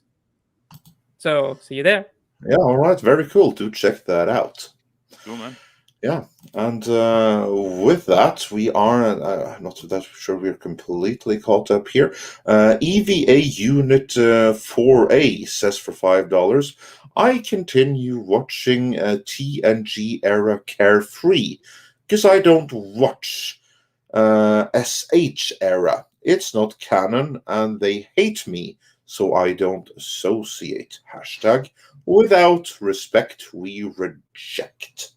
And yeah, that's a good point. I envy everyone that has not seen any of the recent Star Trek Discovery or Star Trek Picards, because that way you might be able to enjoy more of what Star Trek is right now. As for me, as I said with Doomcock yesterday, and I've said here before, right now I have a hard time watching Star Trek The Next Generation because Picard just completely destroyed my love of Trek, or certainly of TNG Trek. Drinker, are you able to separate and see The Next Generation the same way, or did you never care? No, I can separate them. I can just enjoy TNG for what it is, and it's like, a show like that, it's like putting on a comfortable pair of boots or something. It's exactly what you need sometimes, and. Yeah, I don't sort of get hung up on thinking, well, it's eventually going to lead into something like Picard, because they were made by just completely different people in completely different eras of filmmaking. And yeah, I can just in my head almost decanonize Picard and just think, nah, it's not real Star Trek. I can do it intellectually because I know that not only is it made by different people, it's made under a different legal contract. But even so, it's Patrick Stewart, and that makes, especially like how he has come across off screen and everything. So, but yeah, that's a me issue. Now we can't really blame anyone else for.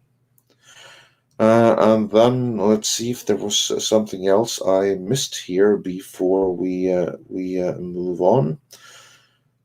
KitKat says that for £5 that Doomcock has promised his channel members a ranting Mexican Iron Man emoji. Perhaps Midnight's Edge could share it with him. Maybe. Yeah, we already have a Mexican Iron Man emoji as it is already, but yeah, maybe that's an idea. We shall we shall take it under consideration and see what we get there. Maybe a rabbit chicken one. Yeah. Rabbit chicken. Oh, you know what? I can make him the colonel again, holding a rabbit chicken instead of a bucket of chicken. I'll work on that. Oh yeah. Oh, that would be nice. That would be cool. And Edgy number 1 sends in £2. It says real #Trek versus fake Trek. Real Trek. Yeah. Absolutely. And then Dash Attack said, as someone who loved John's Luigi, I'm so sad that he would stoop so low. Work must be really dry. Yeah, I'm inclined to believe that as well. And then we have 2 super chats to bring us into the next topic here. Moldovan Alin says for 25 Romanian, whatever it is that they have in Romania, tried to book tickets to James Bond movie that goes in cinema here. All rooms are full. Good signs for box office. And Spider Unlimited says, I heard Lashana Lynch was not in the movie as much as we were to expect.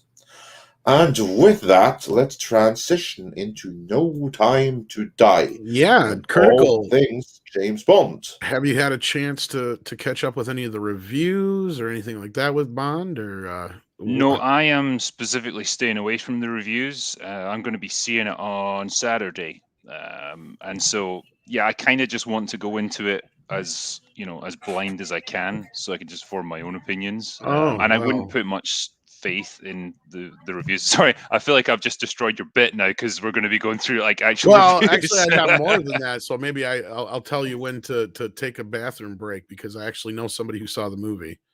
Okay, I mean, I'll go along with this, so it's fine. But yeah, I don't want to ruin it for you. So no, we're not going to ruin it. Just know that I hate you now. no, it's fine. Honestly, man, don't worry. But no, well, actually, the reviews, not to give you a false sense of security, the reviews have been pretty good. And as you can see, I think this headline captures what the individual I talked to said best. It says James Bond mission stays the same, letting Britain think it's still a superpower. And I mean, they may be writing that in a bad way here on the headline, but that's what I heard, is that the film is good. Not great, but good. This individual that I talked to said it's their favorite Bond film of the Craig era. Okay. I'm not going to get too much into details at the moment, but we'll get into it here a little bit more. But so yeah, considering what I had heard from my sources about the earlier test screenings, the reshoots seem to have helped. So yeah, it's really interesting because I think those first batch of trailers really hurt it.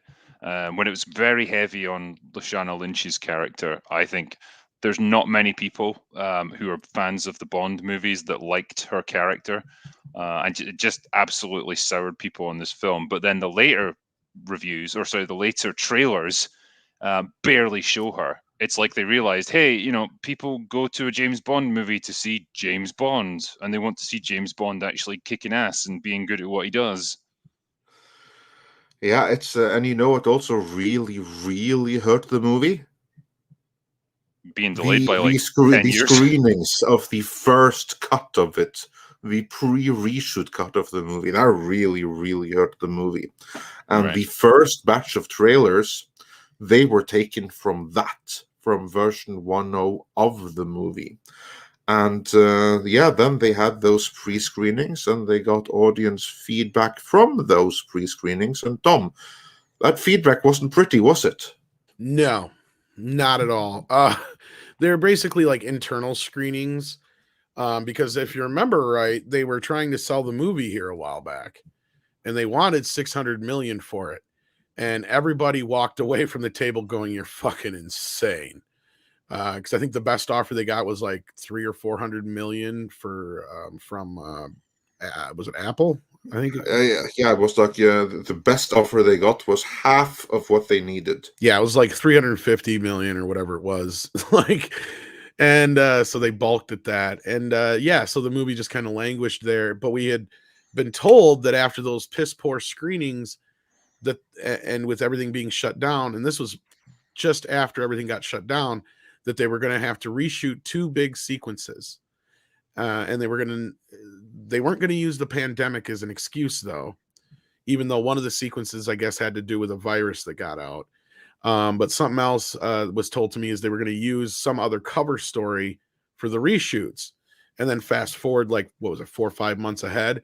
Oh, we need to reshoot some scenes for Bond because the tech is out of date. And Nokia, who sponsors their phones in the film, wants us to reshoot for them, which was the biggest, dumbest excuse I've ever heard in my life. Because even if that was true, they would just have you CGI the new phones in. It's not that hard to do, especially in the middle of a pandemic. You're not going to get all your key cast members back together and risk all kinds of crap. So it was clear that this was the cover story. And now, so we had a couple of test screenings a little bit earlier this month, and rumors were kind of coming out that the movie was kind of good. And now we've got a few more people coming out and saying it's decent.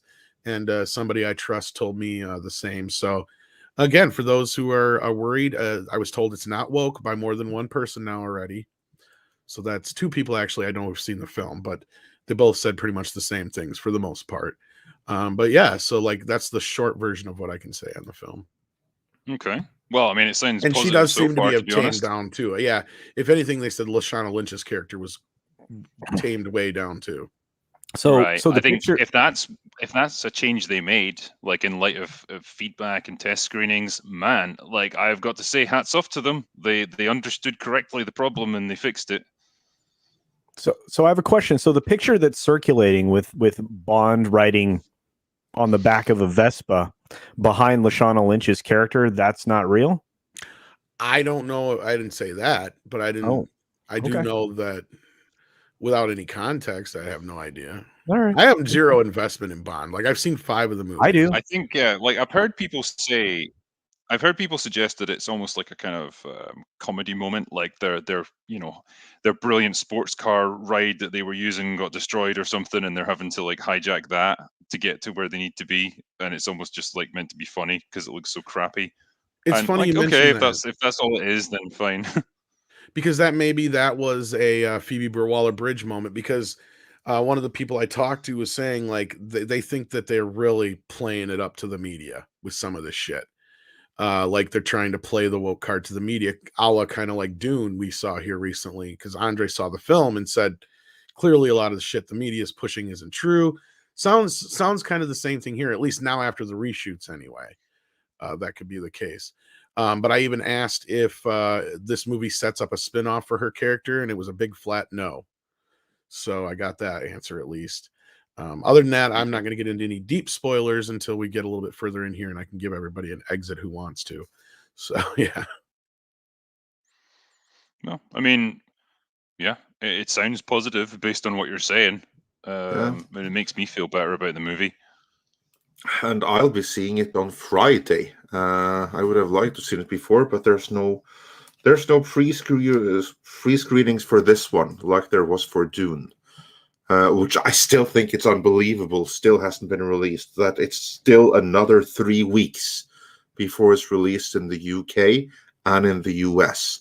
That is completely unbelievable to me.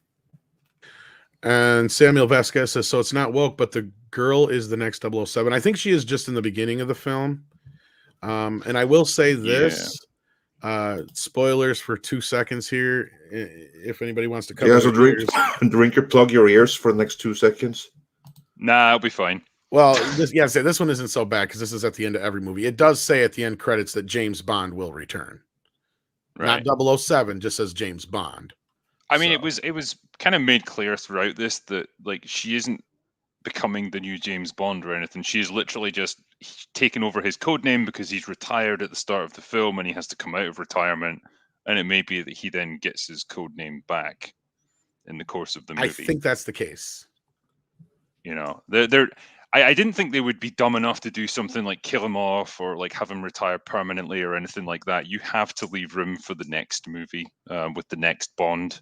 But it's so weird when you think about how these movies have been structured, because every Bond movie up until now has really just been a self-contained story. There's very little continuity between them, and that's why it was so easy to switch actors, because, well, nobody really cared what happened from one film to the next.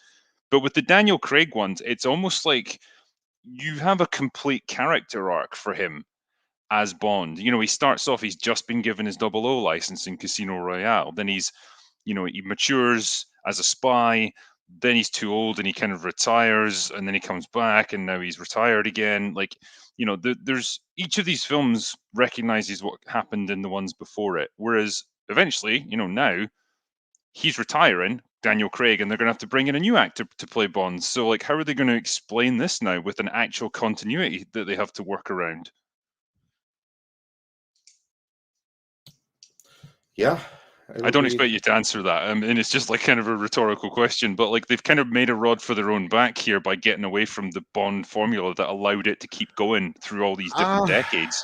I can kind of answer that. I mean, but I don't know how happy that's going to make people.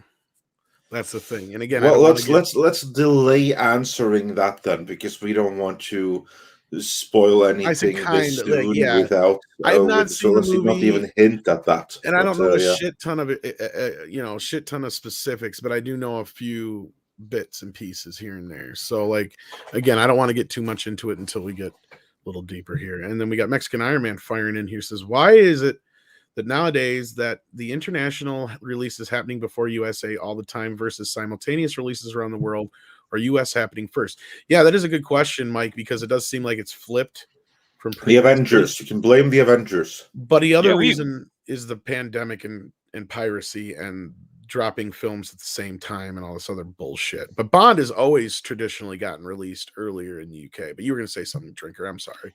No, I was going to say it works out great for me when I get to review movies before they come out in America, or like I get the jump on other reviewers by a few days. Like, very convenient. It works so great in the case of Dune, though, because yeah, I like getting a jump on all the others by a few days, but not by 5 freaking weeks, which is the case with Dune, because that's just unfair. Because if I was you, I'd re-release your video like when it comes out in the States. Yeah, because I'll it'll be so much more then. Yeah. So I'll just. We can finally have a fucking round table then. Yeah, exactly. Can't even have a round because no one else has seen it. Because I'm the only one in Norway. Well, of course, I'm not the only person in Norway, but we can't have like a round table with no one else literally having seen it. It'd be like having a round table on Spider-Man already when it's coming out like in Christmas, because one person had to go and get a really, really advanced screening. And Sean the Movie Man 71 says piracy still happens if released internationally first. This is true. Here's the thing. Here's the thing, though. It's a matter of scale. Because, yeah, there will always be piracy to some extent. But in the case of Dune, for instance, it's been a theatrically exclusive release in only some select countries. Now, all of these countries are either subtitle land or dubbing land, meaning that in terms of piracy, what you would get is a or handheld cam recording, which either has sound in the dubbed to the wrong language or the picture compromised by subtitles. Yeah. Both of which are going to further bring down piracy numbers. Of course, there will be some, but it's not going to be like the huge scale that you would get by dropping it simultaneously on HBO Max. Like Black Widow. So you have, so you have like a 4K version right away. Yeah. Exactly. And I think, unfortunately, we're going to see the same problem once it does hit. But yeah, I mean, as far as Bond goes, I hope the fans get what they want. I'm not going to say too much more at this very moment until we get a little bit further along here. But like, yeah, so I've been seeing fairly good reviews, though, for it. Couple from people I trust pretty well. So if that helps, hey. Yeah. And Dune, I check in every once in a while and to see what's being downloaded and stuff. And Dune has never hit the top that I know of in its cam version. So. And Dune is, he says, Dune is already on pirate site in 1080p. Yeah, but no, it isn't. It's a handheld recording, and that recording is in 1080p. That may very well be the case, but that doesn't change the fact that it's still something that someone had recorded in a movie theater. So it's not a high definition version or something like that. To my knowledge, it's a recording, even if that recording is in 1080p. So that means nothing. It's an extremely low quality version of the movie that's available with compromised picture, compromised sound. It doesn't matter if it's 1080p, it's still handheld cam. Yeah, and then Jason says, that's not a cam rip, that's a virus. 9 times out of 10, that's the case too. Yeah. Or it's a yeah, tracker. that's it could also very well be the case. So yeah, no, there is no high quality version of Dune available. Yeah, you can get a cam rip, but a proper high quality version of it does not exist out there on the high seas, and it won't exist until it's released on HBO Max. Then you'll have a proper 4K version of it. It may leak out a day or two before that, but yeah, I would expect. Yeah, but no more than that. Yeah. And what's the sad thing is that then you're still going to have the piracy thing the moment that it is released in the US and the UK. From the very first moment, then piracy is going to become the concern. I got to get this super chat now. Thank you, Spider Unlimited. Here's something that should help some people feel better. Scotty Boy Mendelson didn't like it, which means it's good. that pretty much guarantees a drinker recommends then. Yeah. I would be so happy for Bond fans everywhere if No Time to Die would get the drinker recommends. And I mean, honestly, also, like nothing would make me happier than to go in and just be blown away by how good this is. Like, holy shit, this is like the triumphant end for Daniel Craig's Bond. You know, great. And I would happily just say, look, those early trailers were just so misleading, and totally didn't represent the movie. And yeah, it would be like great we could if that in the happened. case of the Suicide Squad. Well, that's the problem. Is if I say anything, it's pretty much spoil a lot of shit. So yeah. Yeah, so don't. Let's not go there. Yeah. But yeah, well, but what I would like to say is that sometimes when a movie is a complete dumpster fire, sometimes reshoots and reworking helps. That's why they do it. Most of the time, it's for naught, and it's so broken that it can't be unbroken. But sometimes, some very few times, extensive reshoots actually serve to make a movie better, which is why there is no shame in trying. And if they, in this case, tried and succeeded, and based on the positive word of mouth that we're hearing now from the final movie, as per contrast with the earlier test screenings, it appears that they have actually salvaged the movie in the redoing of it and in the extensive reshoots. There's those rare occasions. There's those rare occasions where reshoots have saved a movie. Yeah. I mean, I even argue that probably Wonder Woman was one of those films, because I remember we kept hearing that the test screenings out of that, and I honestly didn't care for the film as much as most people did. So I can still see where that movie was clearly fixed in whatever reshoots they did do, even though I still didn't think it was great, but people liked it enough. So, you know, sometimes reshoots help. Or you have a situation like Sonic where it's not reshoots so much, but they actually listened to the fans and they went back and they fixed the design. We still got the same movie, but you know, at least we didn't have to look at that fucking abomination through the whole thing. Yeah. Sometimes sometimes you get a reshoot like Justice League, in which case it really doesn't help. No, you have that situation too. That's the thing. Is 9 times out of 10 that's the problem. Is a reshoot is a bad thing. But I'm glad Bionic Bun brought this up, because this is probably one of the most famous reshoots in history right here.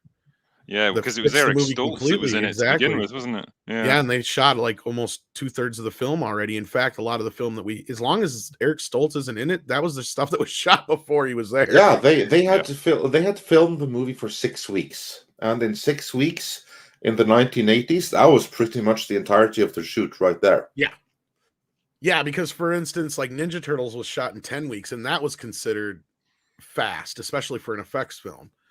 So like, yeah, a normal film being shot in under like 3 months was a big deal back then. So yeah, there's great interviews that Thomas F. Wilson has done, like the guy who played Biff. Yeah, he's so good in interviews. He's such a delight. He's such a nice guy as well. Like he's the absolute polar. Have you heard his Back to the Future song? Yeah. Was that real manure? No, it wasn't. No, it wasn't. But no, he talked about this, and he was like, yeah, we'd gotten to the stage of the movie where we were talking about, you know, which projects we were working on next. Like, they were not quite wrapped, but they were getting to that point where they were winding down. And then it's like, oh, we all get called into a big meeting with the producers, and it's like, you know, he thought he was going to get fired for some reason. Like, you know, he was just doing a bad job. And then they're told, like, yeah, we're letting Eric go. It's just not working out. And he was like, brilliant. Like, Yeah. I didn't like him anyway. Yeah, he was one of the few that didn't get along with him. But Brian asks why. And the short version is they couldn't get Michael J. Fox, even though that was Bob Zemeckis' and Steven Spielberg and Bob Gale's original choice, because NBC wouldn't let him out of his shooting contract for Family Ties, because the mother on the show, I can't remember her name, Meredith Baxter Birney, she was pregnant at the time. So Michael J. Fox was pretty much carrying the show, and they had like some big deal where they were going to, like, I can't remember if it was France or whatever at that point, or England or something like that. And they couldn't let him out of it. And the guy at NBC had read the script, and he's like, I can't let Michael see this. And they're like, well, why not? And he's like, because he'll want to do it, and there's no way he can. So like time went by, and they were shooting with Eric Stoltz because he was their second choice. Eric had just been in a movie with Leah. They had some pretty good chemistry, so they went off of that.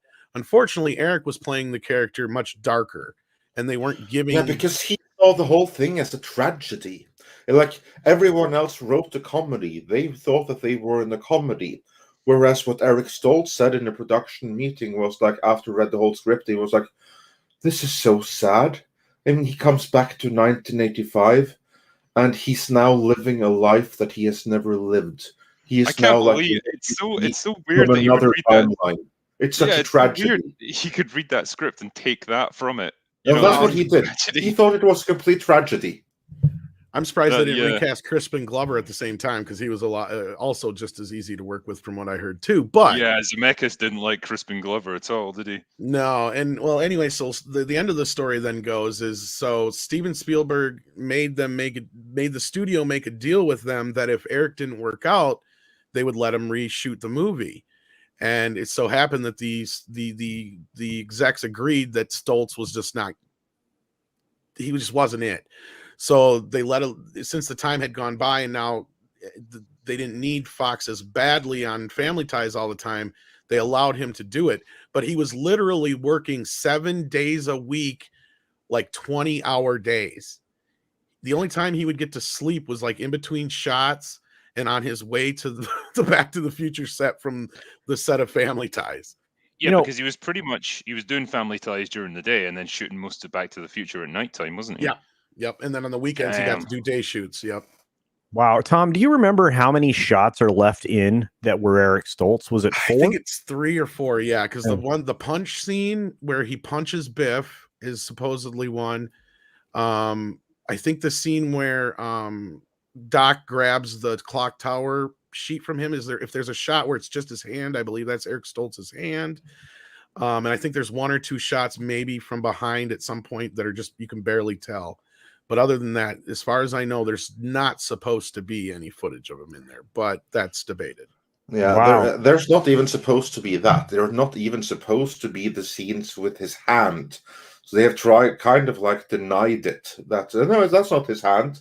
Although that's where it goes back to Thomas Wilson, as Drinker was saying in some of his interviews. He said he does not remember reshooting that from the other angle with Michael J. Fox.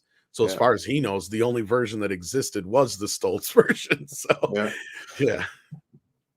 yeah, and he also has a fun story with that, because he was like saying that Stoltz was like pushing him so hard in the solar plexus, harder and harder for each passing shot, because he was going complete method to really go in on the tragedy there. Yeah, the diner scene, yeah, that's when he was like thinking, oh, just you wait, because soon we're going to be filming the scene where I punch you. Then we're going to see some method acting. How much of that is Eric going over the top? Yeah. How much of that footage has been out there? Only what they have released in bonus 30 features. to 60 seconds, I think it is, that they're showing the bonus features. They've been trying for years to get Eric to sign off on it. That would be amazing. Yeah, there's right? like one scene of him walking through the town, like once he's gotten back to the 50s, looking all confused, and there's like one scene with him and Doc. And then there's one shot of him looking at his dad too in the diner. Yeah. Okay. Yeah, I mean, that's the Snyder cut that we all want. The Eric Stoltz cut of Back to the Future.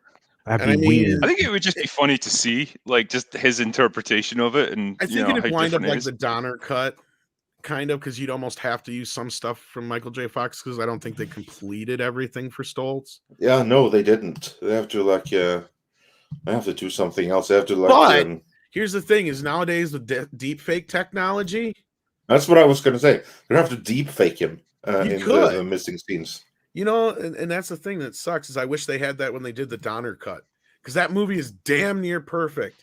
All they got to do is fix that one scene and cut off that last scene at the diner. Speaking, I of think that's diner, been done in a super in the fan edit. I'm surprised. Yeah, I'm sure it's out there somewhere. I wouldn't Yeah. be surprised, because I don't know what you think of the Donner cut drinker if you've ever seen it, but I feel like it was a brilliant fucking version of the movie. But they have to lop off that end scene. That makes You no know, sense.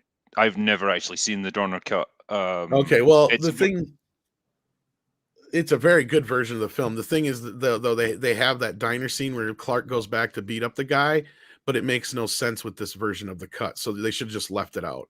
yeah. But yeah, I suggest you see it. It's a great version of Superman too.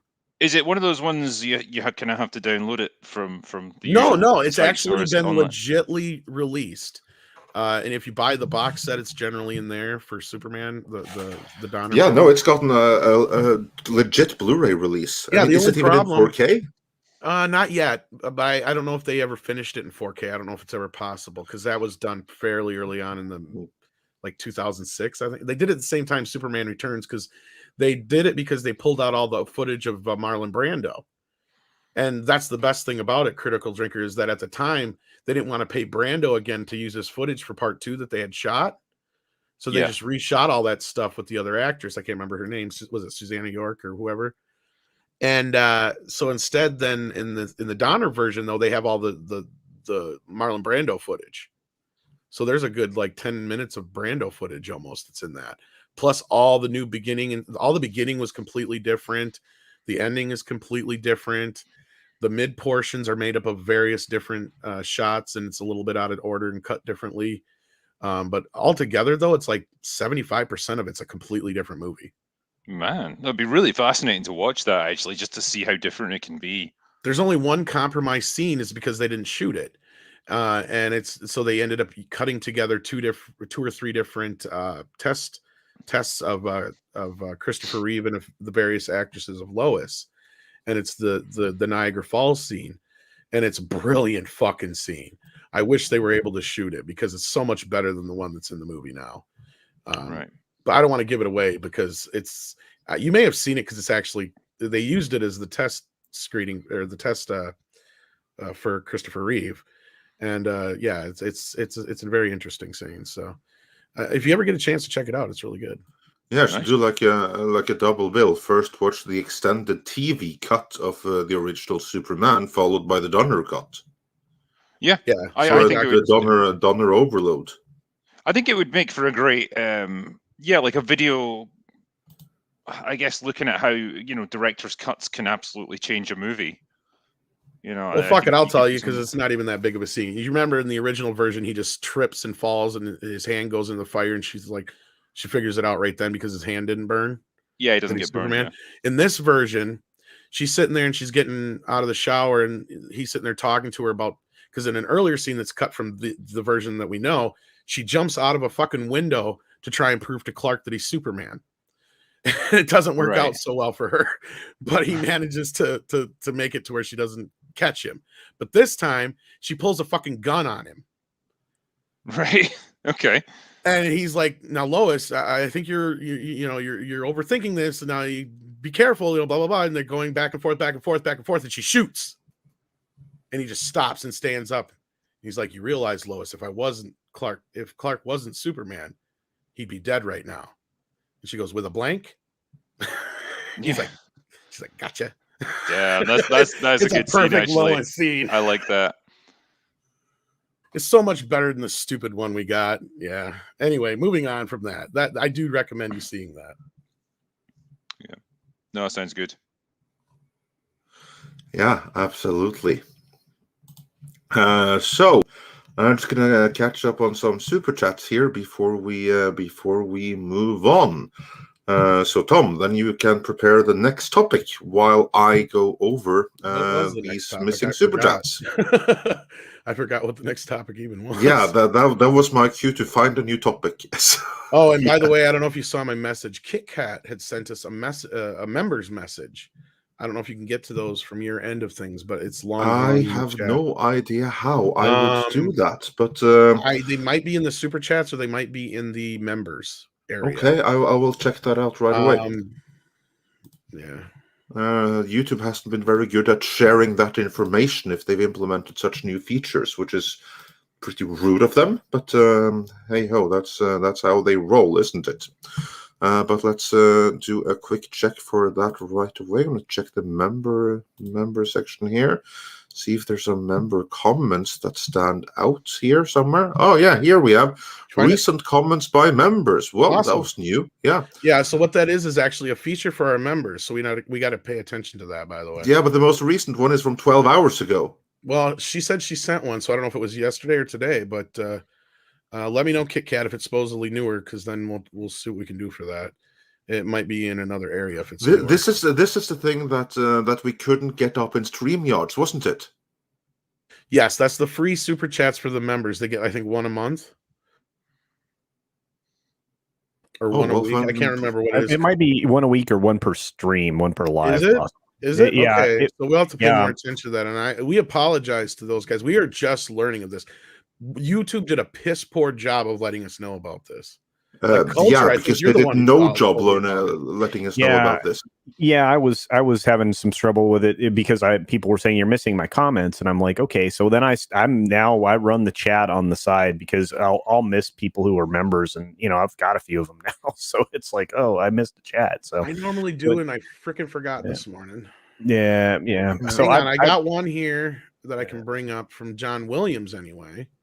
So they had to have sent some today. The rest of you have our apologies, but this is a feature that YouTube hasn't let us know how it's working. John Williams sent us a virtual beer to the panel and wrenches. Cheers. P.S. Hit the like button. Thank you for that, John. Sorry we didn't see that right away. Carrie's also sent us a koala. Mm-hmm. Thank you for that. And then Willie says, Andre, isn't it more expensive to drop a film everywhere same day? I thought with film it wasn't as scalable as streaming. No, not with the way movies are now, because you don't have to make a bunch of prints. Yeah, that was true back when you actually put out film, as in on film rolls. Then that was true. Basically, the places that because I know a local theater that's like a small mom and pop. And I've had to listen to her complain about having to download movies and the stipulations they have and all that kind of stuff. And unless you have a really high speed internet and shit like that, those movies are massive and they take forever to download. But outside of that, you don't have to wait for reels. You don't have to print the reels. It's instantaneous. Like I just watched Clockwork Orange last night, and on the one feature they were talking about how Kubrick had went and because at the time when Shining dropped in theaters, it had only dropped in like 4 theaters for the premiere, and he didn't like the end scene. So he had literally had editors go to those 4 theaters and remove the scene from the fucking film. Wow. Nowadays they could just do it digitally. But then that's what he had to do. So yeah. And he specifically sent out editors, one of them being the editor of the film, so he knew it would get done, and had him lop off that end scene. And that end scene has never been seen since. People think he burned it, but it's the scene at the hospital. Yeah. So damn, that's like the most Kubrick of Kubrick things to do. It is, isn't it?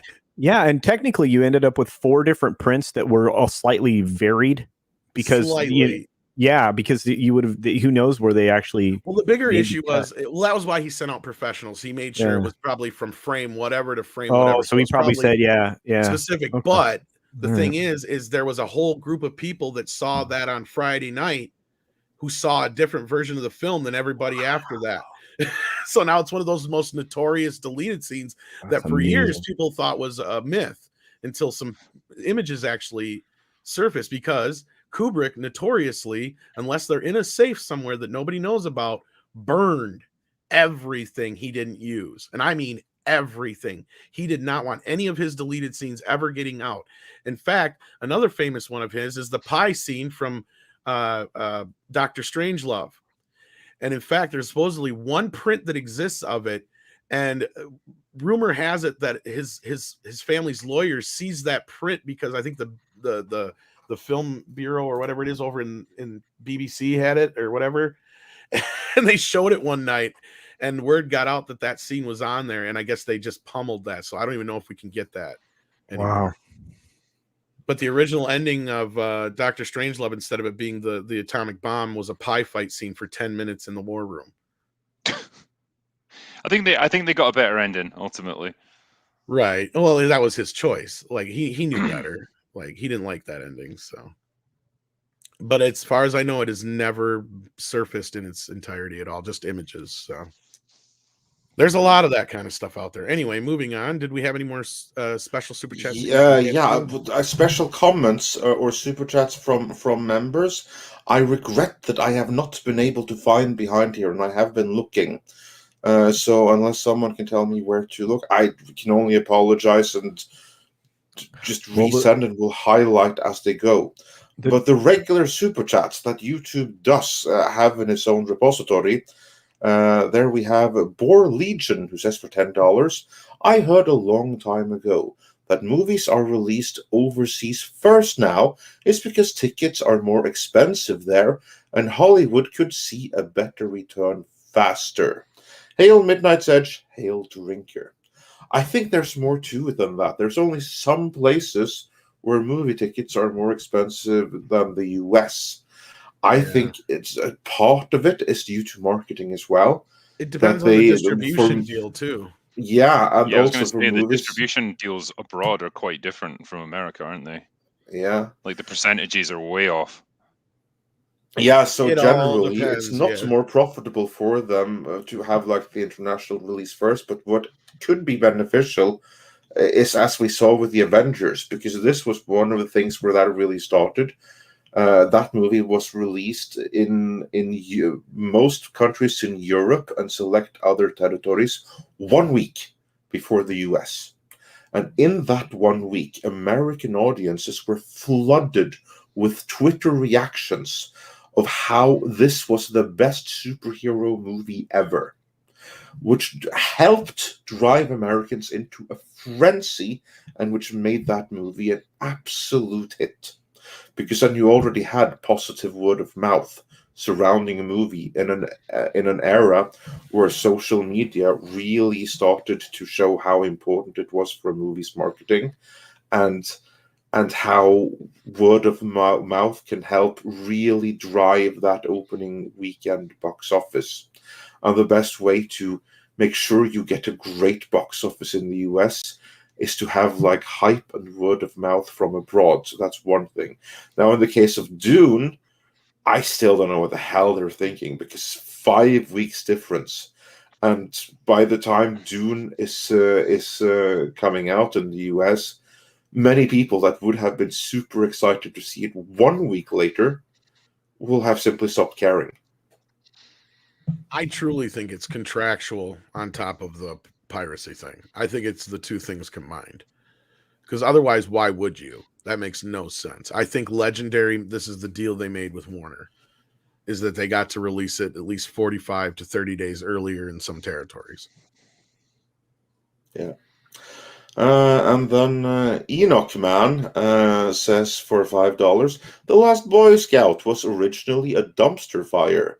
Then they heavily reshot and re-edited, and now it's one of the greatest body films ever. I did not know that. Sometimes it works. And Peter D says for £5 in the UK, No Time to Die has the highest advanced bookings since Avengers Endgame. Well, maybe this 90 million thing isn't far off. Yeah, that's promising. Good thing that they didn't sell it then. I mean, Bond movies in the UK always do well. Like, obviously, this is the home of Bond, and like, there's always going to be a lot of enthusiasm for a new one, no matter what. And I think particularly because it's it's Craig's final one, that's going to add a bit more interest to it. Yeah, and also they were quite inclusive for the UK. I mean, didn't Ian Fleming himself retroactively actually make James Bond in the books Scottish after seeing what Sean Connery did with the role? I think he did so. Good question. I couldn't answer that one for you. I don't know. Yeah, If he changed I it believe after I the fact. heard something to that effect, that he was like so enamored with what the Connery did that he was like, screw it, like he's Scottish now, and he always was. So he like Fair retconned enough. him into being Scottish. Let me know in the comments if I'm way off, because I'm sure we must have someone here that knows the answer to that with more certainty than I do. Meanwhile, I'm going to carry on with some of these super chats that we actually can see in our repository here behind the scenes, which again, I regret that I still haven't been able to find a repository from member chats, which is unfortunate, but that's how it is. Then Sporking News Podcast points out for $5, Sir Sean Connery is rolling over in his grave over the fall of Bond. Then he keeps rolling to a martini and broad saying, no, yes. Yeah, and the rigging is immense over that. But yeah. And Aries says for €5, I saw Dune on Sunday in Germany. Didn't feel safe enough before, but I couldn't resist any longer. A friend told me to sit in the middle or the sound would kill me. Yeah, that is a very loud movie. It's the loudest movie I have seen in theaters for Dread, although it's loud for different reasons.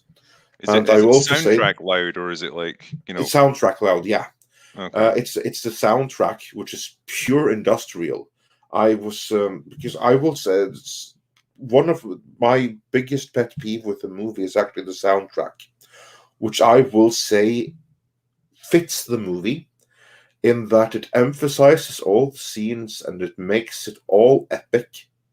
And if you just listen to the soundtrack in isolation, it's going to give you a toothache because it's pure industrial. I mean, it reminds me of like Laibach's first album from 1980, which was just like factory noises. So it's basic Zimmer now. Yeah, it's basic Zimmer now. And Zimmer has gone like more and more that direction. And I really, really liked what he used to do, but he's gone more and more away from melodies, and now they're like completely. He basically went from being the Beatles to being Yoko Ono. Yeah, well, it does fit the movie though, but it's just industrial noise. Yeah. And yeah, I know there's some people that try to pretend that there's melodies in there. No, you have like 3 notes. I saw a review. Did I send you that, Andre? Somebody had reviewed the soundtrack, and that was the first thing they said, that there's not a single fucking melody in the whole thing. It's unlistenable. Yeah, no, it is unlistenable. In isolation, unlike the I listened to it for 3 minutes and I had to turn it off. It was like, am I just listening to ambient noise or what? It's not even ambient. It's industrial. It's industrial noise. It was just a bunch of... And then you finally got some or something in there. It was just like, there's nothing to it. It's like I can't formulate anything out of it. Kit Kat, though, send in 20 pounds here. And thank you so much. You didn't have to send a super chat to resend what you had said in your other post. You could just send it to us. But said the lost comment was, some of us have been after Doomcock to do a weekly one-on-one conversation because he's good in that format. We're really happy with the recent ones with Drinker and Andre. We want more of these. Well, hopefully Doomcock can work that in his schedule. I know he's dealing with a lot of stuff in his personal life right now. And I know, like Andre, I can speak for his schedule at least a little bit. It's we stretch Andre as thin as we can at this moment in time. That's another reason why we've been so slow on the videos, is we've just been so busy. And I mean, I can't speak for Drinker, of course, but yeah, I know that's one thing, is just scheduling. But I'm sure Andre and Doomcock would definitely love to. Oh yeah, I'd love that, and I'd love that. I think and also on that note, next week too. Yeah, we're going to have a ton of scripted videos coming for you very, very soon. But yeah, it's been crazy as of late. Yeah. But yeah, from my point of view, yeah, I had Doomcock on just recently when we were talking about the Indiana Jones franchise. And yeah, it was great fun. Like the guy knows his stuff, and he's great fun to talk to. So always a joy to have him on. Yeah, absolutely. and As it is to have the David, drinker here. yeah. Yeah. And David Rayner says that someone will edit the new Dune with Please. the 1984 sound. But the problem with that is that soundtrack won't don't match. work. No, it won't match because the 84 soundtrack was tailor-made for the 84 movie, so it was perfect in that sense. Challenge here is that the Zimmer score actually fits the movie perfectly. It's a perfect fit with the images, so it works in the theaters, but I still found it slightly lackluster even there. Problem is that there is no other score that you can possibly replace it with, lest you find another world-class composer to recompose a brand new score that also is made to fit the imagery. I'm all for Dan Vask doing that. I think it'd be amazing. Yeah. I think that'll work. Yeah. No, I just think it's a big loss to have something like this and not have a classic score that goes with the film. And it's just been so long since I've bought a decent soundtrack. You know what I mean? Like, Yeah, I'm I think I an know what you avid mean. soundtrack buyer, but yeah. There's a lot of soundtracks now that are just like, it's just like a dirge, and it's the kind of stuff that works good for a trailer because it just gives you a real sudden impact of noise. But like to produce a really like poignant or memorable tune that people are going to associate with that film, it just doesn't seem to happen anymore. No. And that's just it. The only ones that I have kind of bought that, and even tangentially, I would say they're okay, is because they're borrowing shit from classic films like Godzilla versus Kong and Mortal Kombat and things like that. So it's like, is it really a good soundtrack when it's borrowing so much from the past? I mean, one of the last more memorable soundtracks I remember was Danny Elfman's Justice League soundtrack. But again, there you go. It's another soundtrack borrowing so much shit from the past. I mean, and that's the only reason that soundtrack is memorable, because I heard the Superman theme and I heard the Batman theme and so on. So it was just like, I mean, outside of Wonder Woman's theme, which just happens to be a guitar lick, can anybody else name any memorable themes in the last few years? I don't know. I can't really. Yeah. Closest to it is actually Guardians of the Galaxy. Yeah, kind of. Well, Avengers kind of has a little theme, but is it hummable? Only for 10 seconds. Yeah.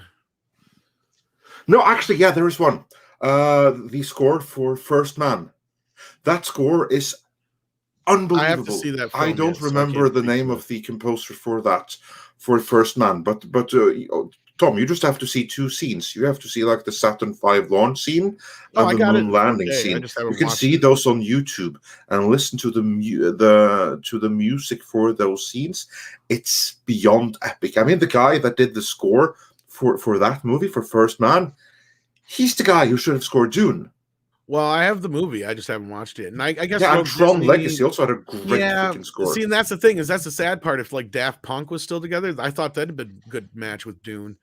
And now the sad part about Zimmer's music is I used to hate the Man of Steel score, but I'll at least have to admit that there's a score there. There's a melody there. There's at least bits and pieces there that you can kind of call a score now compared to some of his newer shit.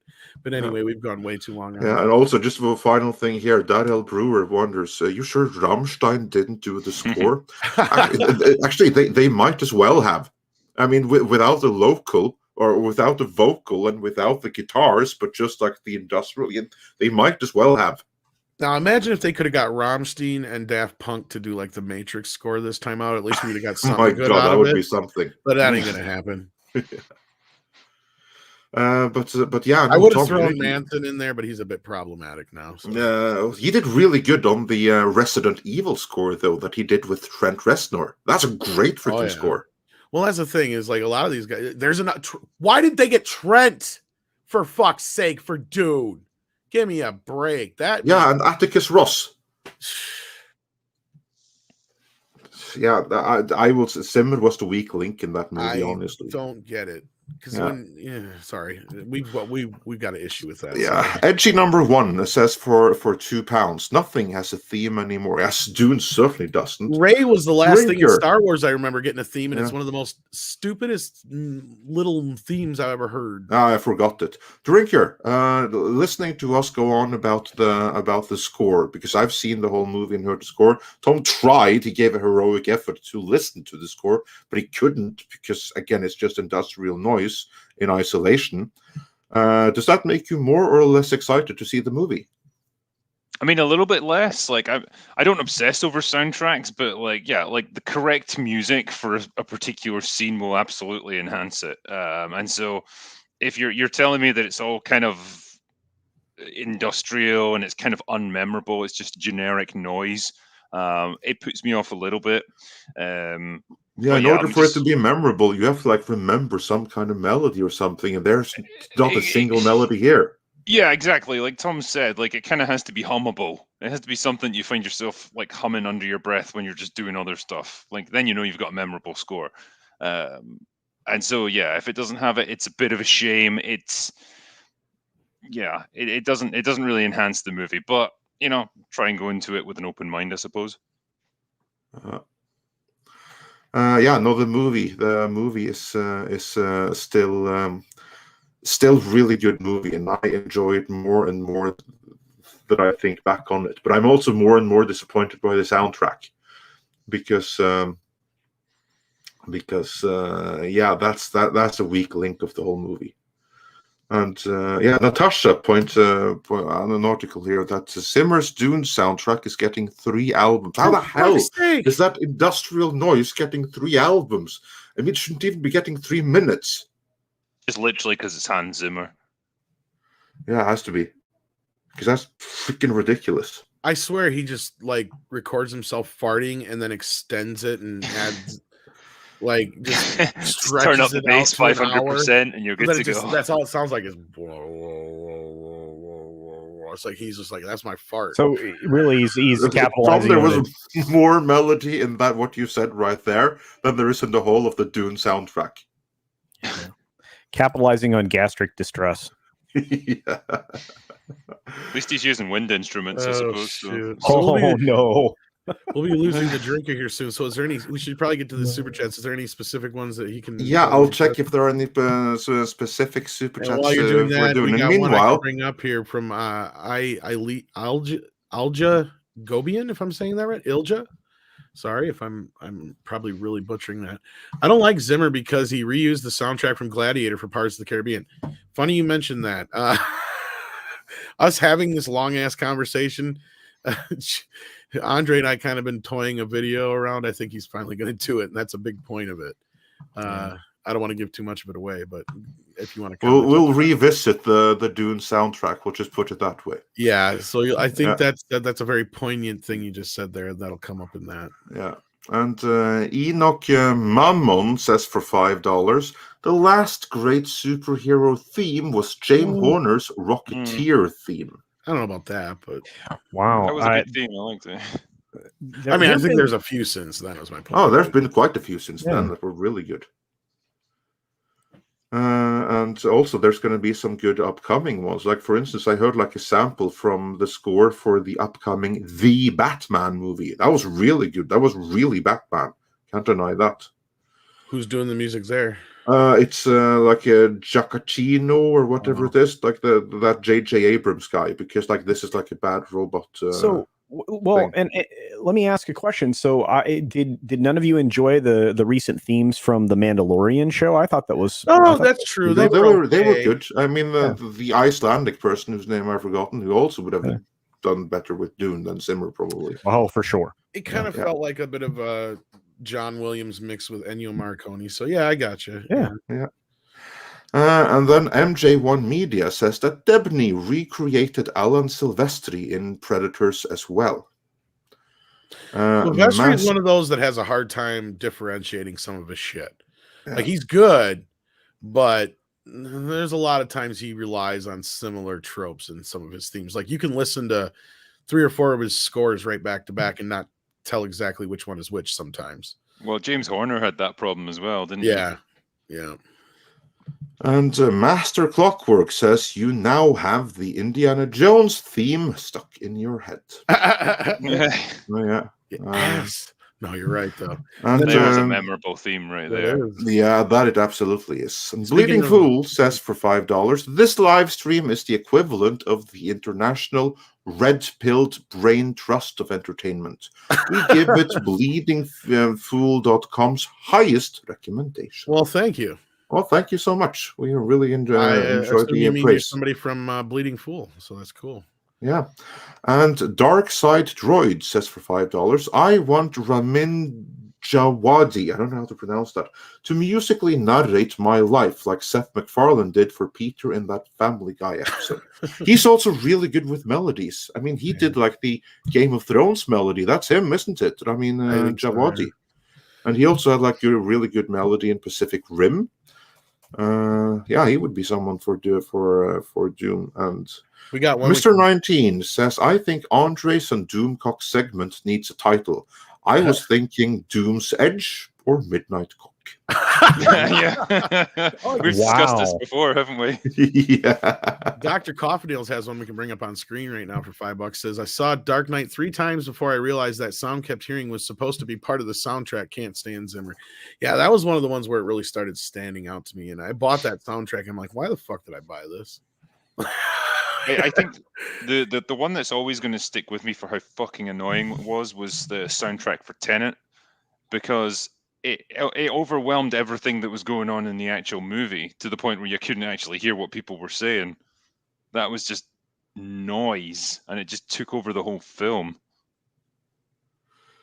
Yeah, that's score. It's the sound and the score is so important, it really is. And I'm just going to see if we have some specifically for the drinker here. The Craig Lee Lawrence Experience. That's for $10. Hail, gentlemen! Just want to say I feel Doctor Who and 007 may sadly go down the wild, wild west route, and we all know how well Will Smith did. Multiple seasons reduced to a one-off movie. #sequel-less. Yeah. Yeah, we'll see what happens movie with that has a memorable score, a more recent one. Yeah. Hateful Eight. It's because he had Ennio Morricone do it. Well, there you go. That's one of the few times, the only time that I can think of offhand besides Kill Bill 2, I think, that Quentin Tarantino had an actual score and didn't reuse other stuff. Well, with John Williams retiring, and I mean, where these composers are going to not be available anymore. And I know that John Williams has someone that he's been working with for a while, but I forget his name. But I don't know. I mean, I think it's going to be few and far between that we find actual like soundtracks that we're invested in. Yeah. And then one addressing the drinker is Boar Legion, who says for $10, I heard a long time ago that movies are released overseas first now. It's because tickets are more expensive there and Hollywood could see a better return faster. Yeah, we got that one, but it ended with Hail Midnight's Edge and Hail Drinker. And yeah, I stand by that. Hail the critical drinker. Absolutely. And thank you so much for joining us today. And sorry about booming the time zones. That's my bad. And thank you for coming early compared to what was originally indicated. Yeah, no, we got off to a bit of a late start, but hey, we got over the line in the end. So now I'm glad I was able to join you guys for a while. Yes, absolutely. It's always a pleasure to have you here. And everyone, of course, check out the Drinkers channel. The link to that is in the description. Is this true story? Drew Gordon says Stanley Kubrick discovered Hans Zimmer and then fired him from Full Metal Jacket so his daughter could do the score. I hope that's true. Wow. I hope that's true. Amazing. That wouldn't surprise me. That would be a fucking. I couldn't love Kubrick any more than I already do. Oh yeah. Anyway, guys, I'm going to sign off now. So thank you very much. And I'll take care, sir. We love you. And, hang out with you again. Take care of yourself. No thanks for joining us. Do check out the Drinkers channel as well, folks. If you haven't already, do yourself that favor. Yeah. So while we're moving on here, we got a couple more super chats. We got one here from Enoch Mammon, who says Hans Zimmer used the same score for both Muppet Treasure Island and Pirates of the Caribbean. I Will Die on That Hill. You're probably not wrong. Naked Fame fires in with Kroll soundtrack by Horner was stolen from Star Trek 2 by Horner. Yes, and this is, I think, a point that Andre is going to bring up in that video quite poignantly, is because they're not alone. This is something Jerry Goldsmith's been guilty of. Many composers have been doing that. I mean, I remember like once in particular that I was rewatching the 1993 Lovecraft movie Necronomicon. And I saw this after Dexter had premiered. I'd seen it before, but that was before Dexter. And then, to my surprise, as I was rewatching it at one point in there, there's the Dexter intro music. The like theme? The Dexter theme. Wow. It's freaking in that soundtrack. And then I saw later that, it's the same composer. He just reused his own work. Oh, yeah, that's not abnormal at all. That goes way, way back to the origin of sound. Like, they've been reusing music over and over and over again like that since the beginning. But Aries also points out here that the battle track in Gladiator is one-to-one Marsbringer of War from Gustav Holst. Dune is pure Zimmer. Before he did the main theme, and Rami Djawadi, am I saying Djawadi? I think it's Djawadi. Yeah, I know I can't pronounce the rest. Yeah. Again, a lot of these things are things I think Andre is going to bring up in that video. So stay tuned for that. But now that Drinker is gone, I suppose I can get into a couple spoilers before we move on to some super chats. How about that? Yeah, all right, go for it. So for about a minute or two, if anybody does not want any James Bond No Time to Die spoilers, go away. Yeah, just don't spoil too much though, okay? Well, I'll tell you this much. As we said before, it's not woke. It does not set up a film for Lashana Lynch at this time. It was fun action, high stakes, great villains. The press is being trolled, they believe, the people that I talked to, because now I've talked to at least 2 people that have seen it. And basically, she gets schooled by Bond. Wow. So a lot of that is being kind of misrepresented, it looks like, in the press. Of course, there is the James Bond will return thing at the end, but he does die. It is a good death, though, according to this individual. And it basically, from the way I'm gathering it, is it kind of encapsulates these Craig films into one little thing, while also somebody was explaining to me how the first 2 films were like prequels to the other movies, and these ones kind of wrapping it all up, and you can kind of have all the other movies in there. But yeah, so that's it. That's what I was told. So, but it was good. The person also said it was their favorite Craig film. So there you go. Do they allude at all to the bad father trope daughter thing, or no? I didn't ask about that. No. I forgot to ask about that. I wonder if the daughter thing was all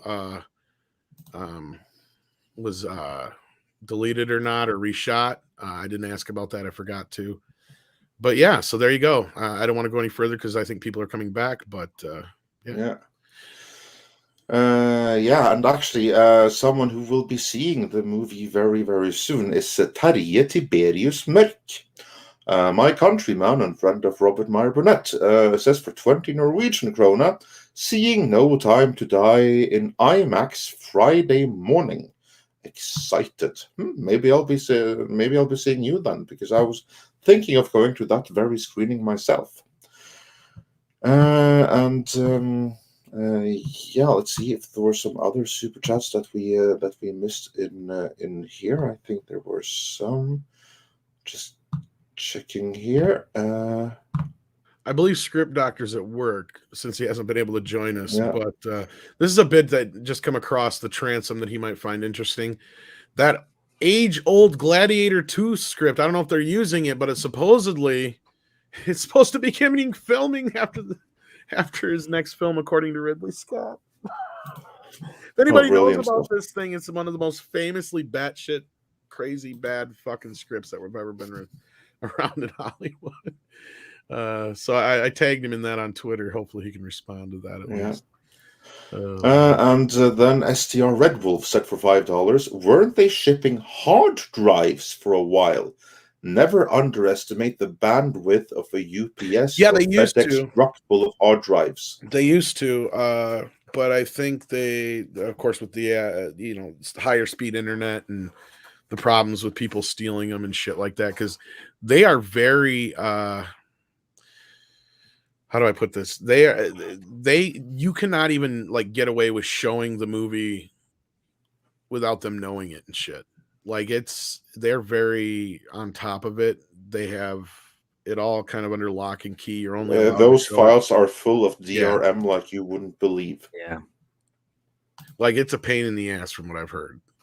Yeah. Maybe I'll see if I can get this individual to talk to me sometime about a little bit of some of this stuff. Actually, Tom, I am in touch with someone. We're doing a video on that, actually. Okay, well, there you go. Yeah, so on like the contrast between digital projection and film projection. I hate digital projection. So does this individual. They may be able to shed some light on exactly how this process is done. So yeah. And then Script Doctor said it's so ridiculous. He read the article earlier. But as far as I know, this is a script that's been around for what, like 10, 20 years now? Yeah. And then Nico-san said for $1.99, why is Jarl Håkon Sigurdsson a black woman? And then I wonder, where is Jarl Håkon Sigurdsson a black woman? Is that like one of like recent games or something? One of those things that are not on the Sega Mega Drive? That, or is it like a show or a movie? I have, like Nico-san, you have to elaborate, because I have literally no clue where Jarl Håkon Sigurdsson is a black woman. Or Earl Håkon Sigurdsson, I should say, because the Jarl is an Earl. Wait for the chat to catch up with us while you move on to the next super chat. And I think that has to be like something in a game or something like that, because I believe I've seen like this picture or something. Just add us. You don't have to super chat again, just to elaborate and let us know what it is. Yes, people are saying God of War, I guess. Oh, okay. Yeah, or is it like some Netflix thing? The Netflix series or something like that. It's not in either event, I can give you the answer. Pathetic political correctness. That's the answer, regardless of where it is. And Spider Unlimited says that is correct, Andre. I do not know exactly what that was in reference to, but God of War. We're gonna pretend that it was in reference to what I just said right now. That regardless of where Earl Håkon Sigurdsson is a black woman, it's done for politically correct reasons. Pretty much. Yeah, that is why. And then I have to do a real quick refresh here to get any others that we may have missed in between. Then we have Terje Tiberius Mørk, who says, for another 50 Norwegian krona, that would be cool. Join me. I'll buy you a soda and we can send Robert a picture. Yeah, that would be pretty sweet. In reference to us maybe going to see No Time to Die at the same screen. Sweet. Activated Complex says for $4.99, listen to the chamber version of Battlefield Bad Company theme and tell me that's not the Game of Thrones intro music 3 years earlier. Battlefield Bad Company. Okay, we'll make a note of that. Probably it's the same thing. I've seen a lot of actually you can almost do a deep dive on YouTube with like I've seen a few videos now about this where there's a lot of modern musicians and films what do you call them? What, movies? Yeah, the film score composers. There you go, composers. Oh, composers. Okay. That have basically been accused of stealing shit from classic video games and stuff. Like there's a whole bunch of videos out there where they do comparisons, and some of them are pretty spot on. Like it's like it's a little close. You're talking games that were like 20 years ago, and then you got a movie more recently, kind of with a similar theme or a TV show and stuff like that. So you can probably entertain yourself for a couple hours doing a deep dive on that on YouTube. But as I said, stay tuned. I'm sure we'll have a little something on that soon. Yeah. And then we have Terje Tiberius Mørk again, who said for 50 Norwegian krona more. James Horner reuses himself all the time. Humanoids from the Deep has score cues used later in Wrath of Khan. Same with Wolfen. He isn't very original. Yeah, that may be. And Mecha J says Hans Zimmer is officially overrated. Yeah, hard to disagree with that. And Enoch Mammon said, I think we got this. Hans Zimmer used the same score for both Muppet Treasure Island and Pirates of the Caribbean. Yeah. I will die on this hill. Yeah, apart from the fact that I don't think that he did the score for Pirates of the Caribbean. Was that Zimmer? Yeah, it was him. It was? Yeah, it was one of the last times he actually did a score that wasn't just wow, wow, wow, wow. Yeah, because like the Pirates of the Caribbean theme is pretty awesome, so he can when he wants to. But I think that's not the first time I heard that it sounded like something he stole, or if he did the music for Pirates, Muppet Treasure Island, I wouldn't be surprised if he reused it. Some of those Muppets movies have really good music, though. Well, it was Disney, and it was a few years before it, so I wouldn't be surprised in the very, very least. Yeah. Yeah, no, exactly. Easy for And him to with get a that, yeah. We had another one come in right now from Night King, who says, I mean, Hans Zimmer just rips off his own music, and his students do the same thing. All these guys Zimmer has taught steal from him. Yeah, that's going to, I think, be a big point in the video. Is just, it's not so much the stealing aspect, is you have gotten to a point where it's a carbon copy of a carbon copy of a carbon copy at this point, because a big problem is the temp scores and stuff that are used, and how married some of the directors get to a specific sound or a feel or a tone, especially if it's temp music from the same composer. So in those cases, I'm sure sometimes they just take the shortcut and rip themselves off and or reuse that music. Just reuse it. And I've seen videos on this, but yeah, so like I said, we'll probably get into that portion of it as well. So yeah, and he did do the music for, I thought he did, for Muppet Treasure Island, because I think I have that soundtrack somewhere. Okay, yeah. And in the meantime, I have listened to the soundtrack of Battlefield Bad Company, even though it wasn't on the Sega Mega Drive, and I will agree with that. That's the Game of Thrones theme music. It totally is. It's like you can totally tell that it's so similar. There must have been some level of inspiration there. Absolutely must have.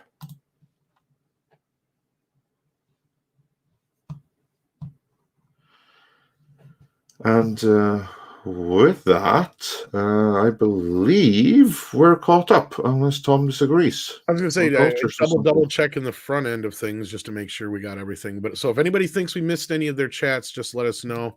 Yeah, and that includes member chats that we unfortunately don't have a repository for. And that is something they definitely need to fix, especially on the YouTube side of things, it sounds like, as well. Oh yeah, I went looking for like 5 minutes during the stream, and nowhere on YouTube Studio do those member chats exist. And as 6 points out here, if you are a soundtrack fan, do yourself a favor and check out MEitM Radio. I do throw a lot of soundtrack music around there. That's kind of what it's all about. So check us out sometime. A little radio station that just kind of hides on YouTube. And Warwolf says that we missed an earlier super chat from someone called Terje. I don't think so. I think we got every single one from Terje. Double check. If Terje disagrees, but I'll double check and see if there are none. And DJ Kale says he subscribed. So yeah, awesome. And then while I check, Tom, you can do the one that just came in. Sure can. Night King says with $4.99, thank you so much. Also check out the track Extraction Point from MW2. Came out the same year as The Dark Knight, and there are beats that sound exactly the same. MW2 would be MW2. Someone in the chat, help me, Rhonda. What's MW2? It's not ringing any bells. It's not on the Sega Mega Drive. Yeah, no, I would have known. Yeah, Modern Warfare. Okay. Thank you. There you go. So I'm excused for not knowing. Yeah. No, I'm not into I'm not a big gamer myself. We got 100 people now. Thank you so much, guys. We appreciate it. And well, that's beauty. Like we're too much boomers to know like modern gaming, but our audience somewhere down the line when we get into gaming, we will make sure that other people handle that, and at least And we got everything from Tarja. Speaking of modern gamers, one of our buddies and my co-host over at Midnight's Edge After Dark, and sometimes joins us here, Jesse is also a gamer, so check out his channel. He does a lot of modern gaming, and so does Culture as well. So do check out their channels on that. If you're a modern gamer and you like to watch people play modern games and stuff. Brett Cohen says classic Phantom Menace here has a show for the score, or classic FM, just the radio. I thought you meant Phantom Menace for a minute. I don't think that. Yeah. Classic FM here has a show for the scores of gaming music. Great show, which the presenters will often say is mimicked in other scores of movies. Well, that's pretty cool that you got that in your. That's the great thing about, like, the radio is dead, man, and that's where I got started. Like, I went to school for, right, and it's not what it used to be. A lot of the local stations just run satellite shit, right? So, and an article that Jesse had sent me really, made me feel bad for a lot of the artists, because the radio stations that pay ASCAP, but ASCAP don't pay the fucking artists. So it's like this really bad deal. Like, I hate to say it, but radio should almost die. It should just turn into what we are now. In fact, we probably have a bigger audience than some radio stations do, actually, which is kind of sad. Well, you're not wrong, though. Yeah, hey, Warwolf US Radio, that's true. Yeah. And Warwolf says, if you guys do a Midnight's Edge wrestling channel, I volunteer to host. I don't know if we'll go to that extent. Well, I know who else we would have to have involved with that, wouldn't we, Tom? Thunderheart. Yeah, indeed. Oh, and look who's here. Oh, and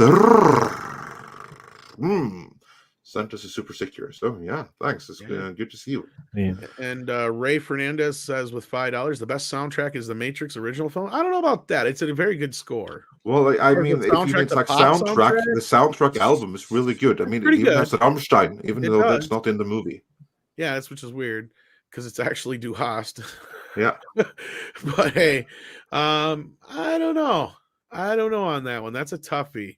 I mean, I come from a different era too, so I guess that's not Du Hast. Such elegant poetry in that song. So underrated. As far as pop soundtracks go, for me, it's really tough to beat Beverly Hills Cop, but we'll see. Night King 01 says, I have a recommendation for some modern game music. Check out Assassin's Creed 2, more especially the track Ezio's Family. It's a masterpiece. Well, sometimes I do play game music over there. I don't have a personal bounty of it myself, but I do my best. Actually, like one of my favorite songs is from a game, from the score of Silent Hill, which is not on the Sega Mega Drive. It's like, what's it called again? Like Cradle of Forests. That's a really amazing song that I listen to all the time.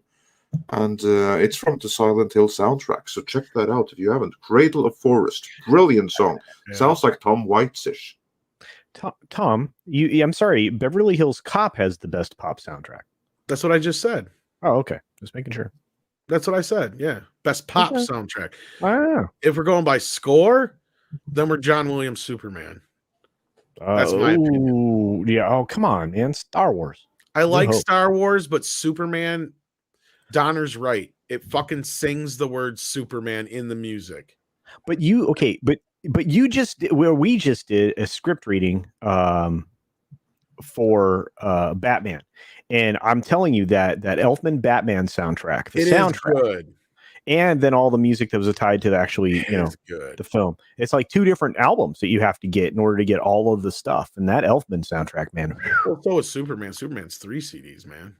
That's true. It does have some bonuses on it, but no, like that's my personal choice, of course. So what would yours then be, Culture? Obviously, is be Batman instead.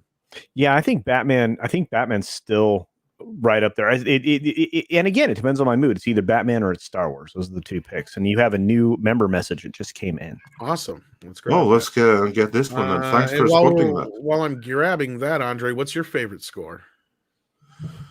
You mean like just music or like instrumental score? Yeah, the instrumental score. I think probably Conan the Barbarian. I figured that was what you were going to say. That is a good I know that's probably like not a hard guess, but honestly, you listen to that score, That's freaking classic music. Like Basil Polidorus, it is. like one of the best score makers ever. I mean, just like his score for RoboCop, beyond epic. Oh, totally. And another one that's really up there is Tuba Evangelis. Yes. It's for 1492, Conquest of Paradise. Not the greatest of movies, but one of the greatest scores ever made, especially like the actual Conquest theme. And same with his music for Blade Runner. Beyond fantastic. Which I also have. Yeah. And of course I even have Chariots of Fire, which is about the only thing that's worth to have in that. But anyhow. Wow. I didn't care for the movie. I don't know. I haven't seen that movie actually.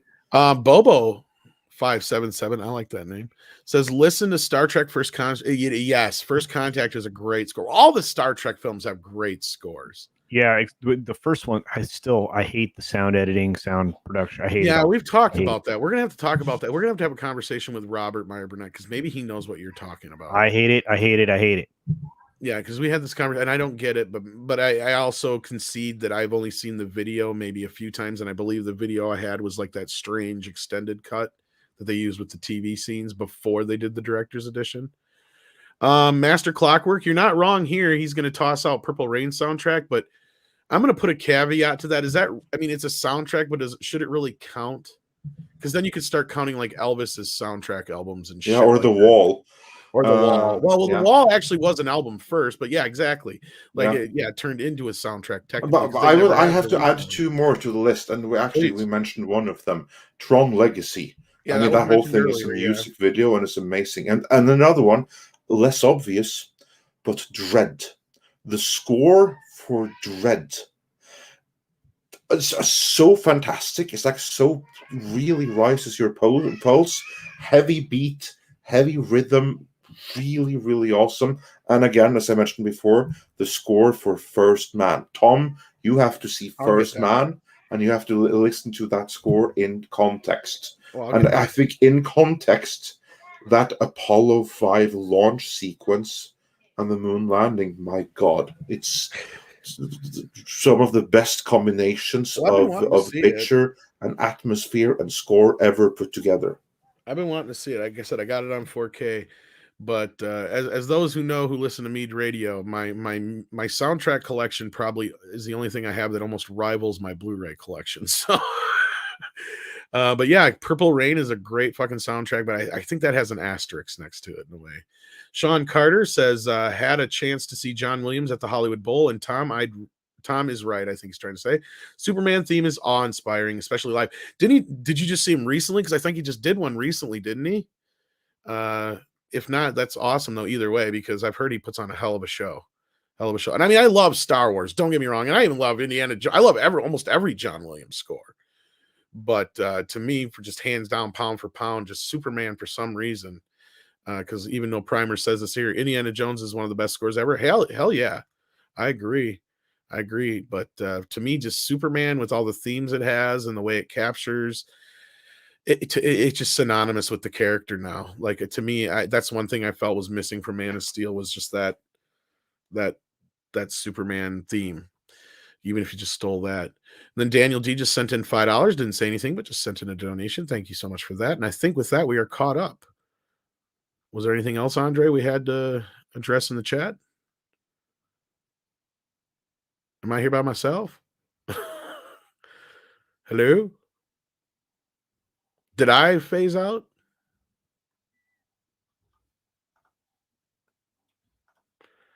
Oh, sorry. I just forgot to unmute. I thought I was like dead. Like I died. Shit, I died. No. You didn't phase out. It was just my bad. Warwolf points out that a new super chat just came in. Ready Player 3 says, I'm going to add How to Train Your Dragon as the best score in recent years. I do agree with Tom on Superman. Best ever. It's hard to beat, isn't it? Yeah. And then we also have Master Clockwork who says, if we're just talking score, hands down Jurassic Park. That's a great one. It's my favorite. Yeah, that one is up there. Another John Williams. Night King. That's a hard one to argue. That's the highest selling Saturday soundtrack. Night Fever. That is the highest selling one. Yeah. or maybe Titanic beat it now. Did it beat? Do you know that or not? I can't remember culture. I can't remember either, but Titanic was close. I remember I it. think That it thing did. sold like crazy. I think it might have. But yeah, I remember reading this article at one time that said the chances are, this was before records came back into the norm. It was like talking about the top 5 record albums you probably have stored in your attic, and it was like Meatloaf, Bat Out of Hell, Michael Jackson, Thriller, Purple Rain, The Wall, and Saturday Night Fever. Or not The Wall, Dark Side of the Moon, I meant. Anyway, Daniel D said, I like The Man from Snowy River music. Oh, that's a movie I haven't thought about in many years. Wow, that's an old Disney movie. My mom loved those movies. Man, I haven't seen those in years. Have they even re-released those ever? I have not seen them, so I don't think they have. Even heard of it, to be honest. They're like a Western. They Yeah, were. it sounds like it. Yeah, they weren't a kids kind of movie or anything like that. But they were Disney produced though. But my mom just adored the hell out of those movies. There was 2 of them. I think the first one went to theaters. I don't know about the second one, but yeah. And then we got this one from Ready Player 3 already. We did, yep. And we got this one, and this one is one we got as well. We got all of them. With Clockwork in the name, I do got to say Clockwork Orange's score is amazing as well. Since I watched that last night, I actually have the top 10 selling sound. I actually have the top 10 selling soundtrack pulled up. Yeah, it says awesome.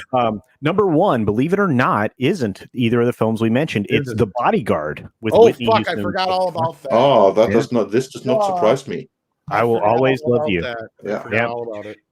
This number 2, Saturday Night Fever. Yeah, that's what I thought. Okay. Number 3, Purple Rain. Yep.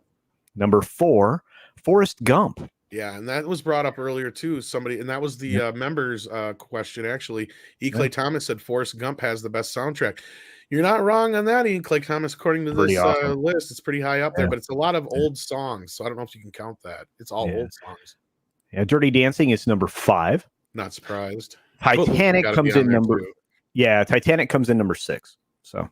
Yeah, Footloose has got to be on there too. Yeah. Rambam 3000 says, "How about Brad Fidel's score for the OG Terminator movie?" Ooh, wow.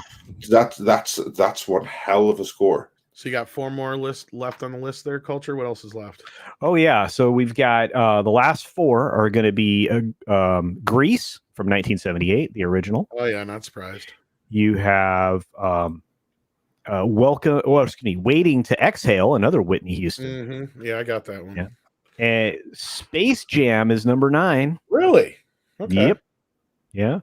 Yeah, because it's because of the guy that's about to get or has been canceled now that But and then Flashdance. So Flashdance beat Footloose, huh? Is number 10. That's right. Oh, there you go. Yeah. That's I would have thought Footloose would have beat Flashdance, but it's a maniac, and I'm surprised Top Gun didn't make it either. That's another one, yeah. I'm a little hurt that Beverly Hills Cop didn't make it, but I'm not surprised. Me too, because I still think that's the opening scene in that is ridiculous. So it had what 4 or 5 top 10 hits on it. Jesus. Yeah, I mean, I'm hearing the Pointer Sisters in my head right now as we're doing this. Pointer Sisters, 2 Patti LaBelle songs, fucking Harold Faltermeyer's Axel F. I think was even a number 2 or 1 hit. Yeah, oh yeah, it played. Do you remember how many times that played on the radio? Oh God, all the time, but I love it. Nah, no words. It was great. Ganymede says, I love your work and thank you. Well, thank you for the 15. Yeah, thank you. Ganymede, that's an awesome name. Awesome moon as well. Yeah. And then we also have a couple more that just fired in here. Thank you so much. Nicholas Horton. If you want to read that one, go ahead. Yeah, he says, another movie that needs no sequel is Gladiator. It ended well, and the sequel would probably be called Galdiator. Well, if I remember right, it's supposed to be about his son, but you're right. They'll probably make it a daughter now instead or some shit. Yeah. Actually, I think that's something Nerdrotic said and got blocked by discussing film, believe it or not. Really? Daryl Brewer says, video game soundtrack that gets stuck in my head from childhood is Castlevania 2. Yeah, the Castlevania ones had pretty kick-ass soundtracks, which have been performed with different orchestras and bands in recent years. Yeah. Speaking of even one of the more famous themes of all time, even the theme for Mario Brothers has been accused of being ripped off from a classical Japanese song or some shit, too. I don't know if you ever heard that. Well, it wouldn't surprise me. I mean... or a pop song. And it goes the other way too. I mean, Janet Jackson has been ripping off Sega Mega Drive songs for real. Well, here's the thing. Unless both were helped by Michael Jackson, I was just gonna who also worked extensively with Sega. There is a reason for that, plausibly. Yeah. It may not have anything to do with ripping each other off, but it's because Michael Jackson worked quite closely with both Sega, and of course, most people know he pretty much produced just about everything Janet did up until she got married or whatever. So, he basically wrote all that shit. Come on. Hyperdiver 2 says Dragon Force made my heart goes on better. Really? And Frankel Fraser also points out that Metal Gear Solid had some decent musical bits. Don't tell Razor Fist. Yeah. Gotcha. And Night King 01 says for $4.99, some of Eric Korngold's music, The Adventures of Robin Hood, The Seahawk, classic Hollywood scores, also King's Row track by him is Star Wars. Yeah, there's that argument too. And there's that the whole like you steal from the best, right? I'm not gonna deny it. But again, when you work in a world where there's only 7 notes, I mean you're gonna run into some things that sound the same. It's gonna happen sooner or later. Diego Flores also says, I Will Always Love You from Whitney is the best cover in history. I don't know about that. It's certainly up there. It is up there, though. Yes. Here's the thing. I love Whitney's version, but Dolly's will actually give me goosebumps, and if I'm in the right kind of mood, can actually give me in the feels and make my eyeballs sweat. So, I don't know. Whitney's is good, but it just doesn't have the same depth to it as far as, like, the feeling. Like, yeah, she clearly has a much wider range musically, but anyway, I don't know if you guys get what I'm saying, but clearly when Dolly sings it, she puts meaning into it because it actually has meaning behind it. Yeah. And Sklavko says it's going to be called Gladiator. Yeah, there's more meanings to that. He's going to be fabulous. D. Bud Martin says best mock 50s music, the Idolmaker soundtrack, directed by Mr. Taylor Hackford. Oh, and everybody sub to Mead Radio. It's fantastic with a little bat Tom and a smiley guy with sunglasses. Thank you for that. And it's really difficult when you're doing a time period piece to really make the music sound good and like period right. So I think that's why Tarantino does a lot of he just takes old soundtracks and doesn't have because I mean it's like this whole thing with the temp music. He knows exactly what kind of music he wants. So instead of having a score, he just uses the temp music, which is the music that he already knows fits the scene perfectly. Partially because he wrote the scene to fit that song. Yeah, and a lot of times I think he even says it's just whatever he's listening to at the time too. Yeah. So, and then one of the more famous songs, I'll try and keep this brief because I know we're wrapping up, but the woo-hoo-hoo song in Kill Bill was a last minute addition because he happened to be, when they were filming in Japan, I think it was, he was in a record store and he heard it over the record, over the speakers, I mean. And he's like, can I buy this record? What is this? Who is this?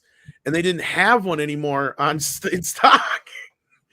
So he's like, I gotta have this. I want this. I want this for the movie. I gotta have all the, and they're like, well, this is the store copy and the boss isn't here. He's like, I need this now. And my plane leaves in 2 hours. So they're like frantically trying to get a hold of the boss of the store so they can try and sell this to Quentin Tarantino and get permission so he could have it. And at the last minute, they got it all worked out, but it was just a pretty cool story because that's how that song wound up in the movie. What kind of useless employee was that? Just like Quentin Tarantino wants to buy, just okay, fine. Give it to him. Yeah, well, not only that, even if you don't know who it is, if a customer says that I want to buy it, we don't have it, we only have the store copy, fine, I'll pay 4 times this price. Then you say, okay, here you go. But they were just so worried about getting in trouble with the boss because it was the boss, up to the boss. Or then they have, that only goes to this was in Japan, right? Yes.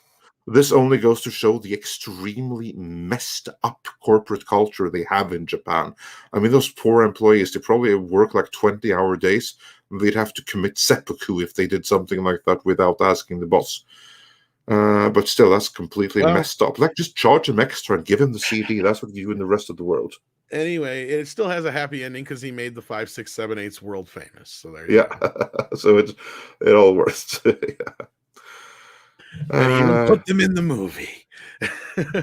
So Six says, subscribe to Mead Radio. Thank you so much for that, Six, for the $5. Tom has a Hamilton soundtrack. Yes, thanks to you. So come by and request one of the tracks. Yes. Yeah. I do have that, even though I've never actually watched it. Jesus Davila also sends in $5. Thank you so much. Says, Halo, the video game franchise, has some very good music, at least from my childhood. Yeah, I've heard that. I haven't played a lot of Halo. I've only played it like once or twice. Yeah.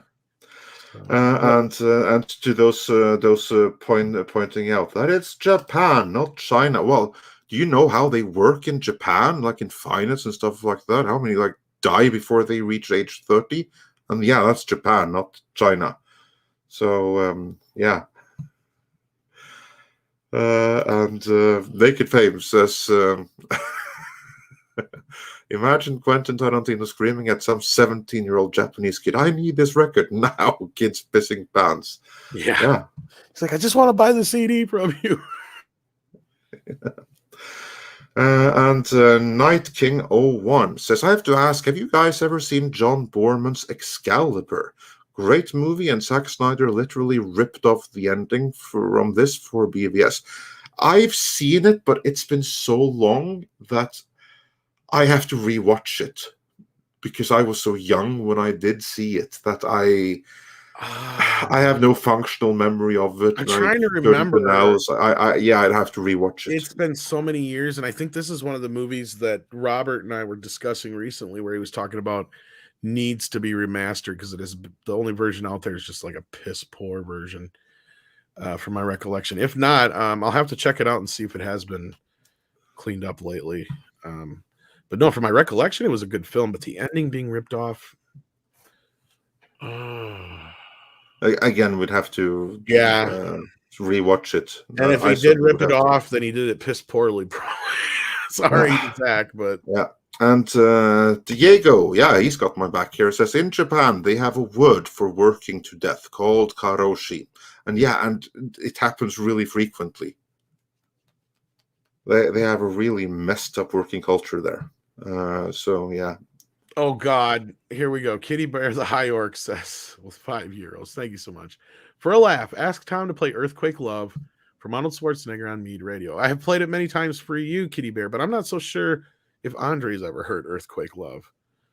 Is it going to get us copyright struck? It will. Then we're not going to play it. Then we'll play it on Mead Radio. Yeah. It's Arnold Schwarzenegger's country album. It's okay. Oh, well, nice. That sounds Earthquake cool. Love. Yeah. Yeah. Oh Lord. It's a song. It kind of goes along with, I have a few exceptions to the rules, right? My exceptions are if it's a movie star or a comedian or something like that. Like I'll do some Dr. Demento kind of stuff, but that's like the only exception to movie soundtracks that I'll make usually, right? So that just happens to fall in that category. Will you play Fish Heads, Tom? Yes, I actually have Fish Heads now. I love that song. Roly poly fish heads. And with that, I think it's a good time to wrap it up. Yes, because I believe we are fully caught up with super chats and everything. If we are not, if someone feel we missed theirs, then do let us know. Did you miss my super chat? Says Kim Schwarzbach. We will double check for Kim Schwarzbach right away. That's why we're asking. Let's see here. And Tom, if you could pay attention if someone else also reports a missing super chat. Yes. And we did miss yours, so thanks for pointing that out. Kim Schwarzbach says for 50 Danish krona, I recommend the work of Mick Gordon. He made the soundtracks for Killer Instinct 2013 and for Doom 2016 and Doom Eternal. Badass and manly. Nice. And also we missed a couple of ones around him. Enoch Mammon said for $5, the two filmmaker soundtracks that I consistently purchase are John Carpenter and Robert Rodriguez. Oh yeah, I can't believe we didn't bring up Carpenter during a soundtrack discussion. For Pete's sake, what is wrong with us? Yeah.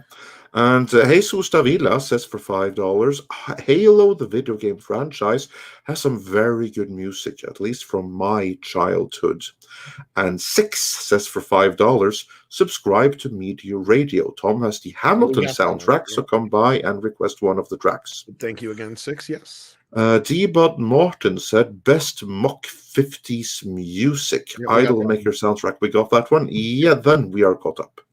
Awesome sauce. And I didn't hear anybody else say anything else, so I think we are caught up.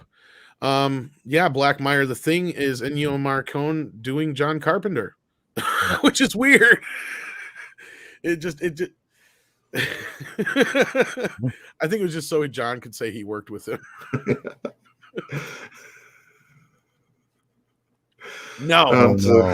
And E. Clay Thomason. I made that choice is a man of great class and tasting. I can't wait to request a new Dune soundtrack on Mead Radio. I will play any of this other stuff that I'm not a big fan of, but I listened to the 5 minutes. No, there's nothing in there that I can see. I'm sure you can play. You can play like some of the prophecy theme from the original. Oh, I always play the original Dune music all the time. I have both the original and the extended soundtrack. So yeah. Definitely. People enjoy the fact that I have the version of the intro without the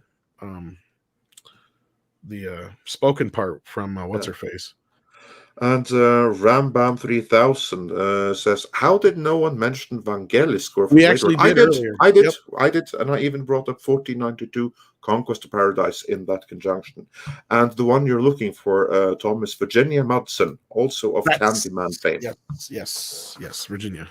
Yeah. For some reason, on the main soundtrack, she has the voice, kind of like with speaking of Conan the Barbarian, like. There's the two versions of the intro too that has was it Mako, or is that who did it? Yeah. Who has his voice in it, but then the other one I have doesn't. So I thought of a great soundtrack that you kind of tries to sound like a period soundtrack. That Thing You Do, it was a Tom Hanks produced film. Good point. It was very good. There were 5 songs in there that were really great. Very well done. Well, not just that. That Thing You Do had to be a song that was catchy, but not annoying as piss. Because you have to hear it 6 times throughout the fucking movie. At least, yeah. And I tell you what, all the other originals they put together for that were incredible. Right. And the people that they created for that, and their songs, I mean, it was really well put together. When I look back at like films that talk about, you know, the life of bands and stuff, I think that's one of the best ones. Cure's Almost Famous is amazing. Yeah, they're really good. They're a classic soundtrack though, made up of classic songs. I mean, but no, you're right. I can't believe I forgot about that one too. Yeah, that's a great one. But with that, I think we're going to wrap this up. But that's another reason why I guess we have to start Midnight's Edge Music, so we can have more discussions like this.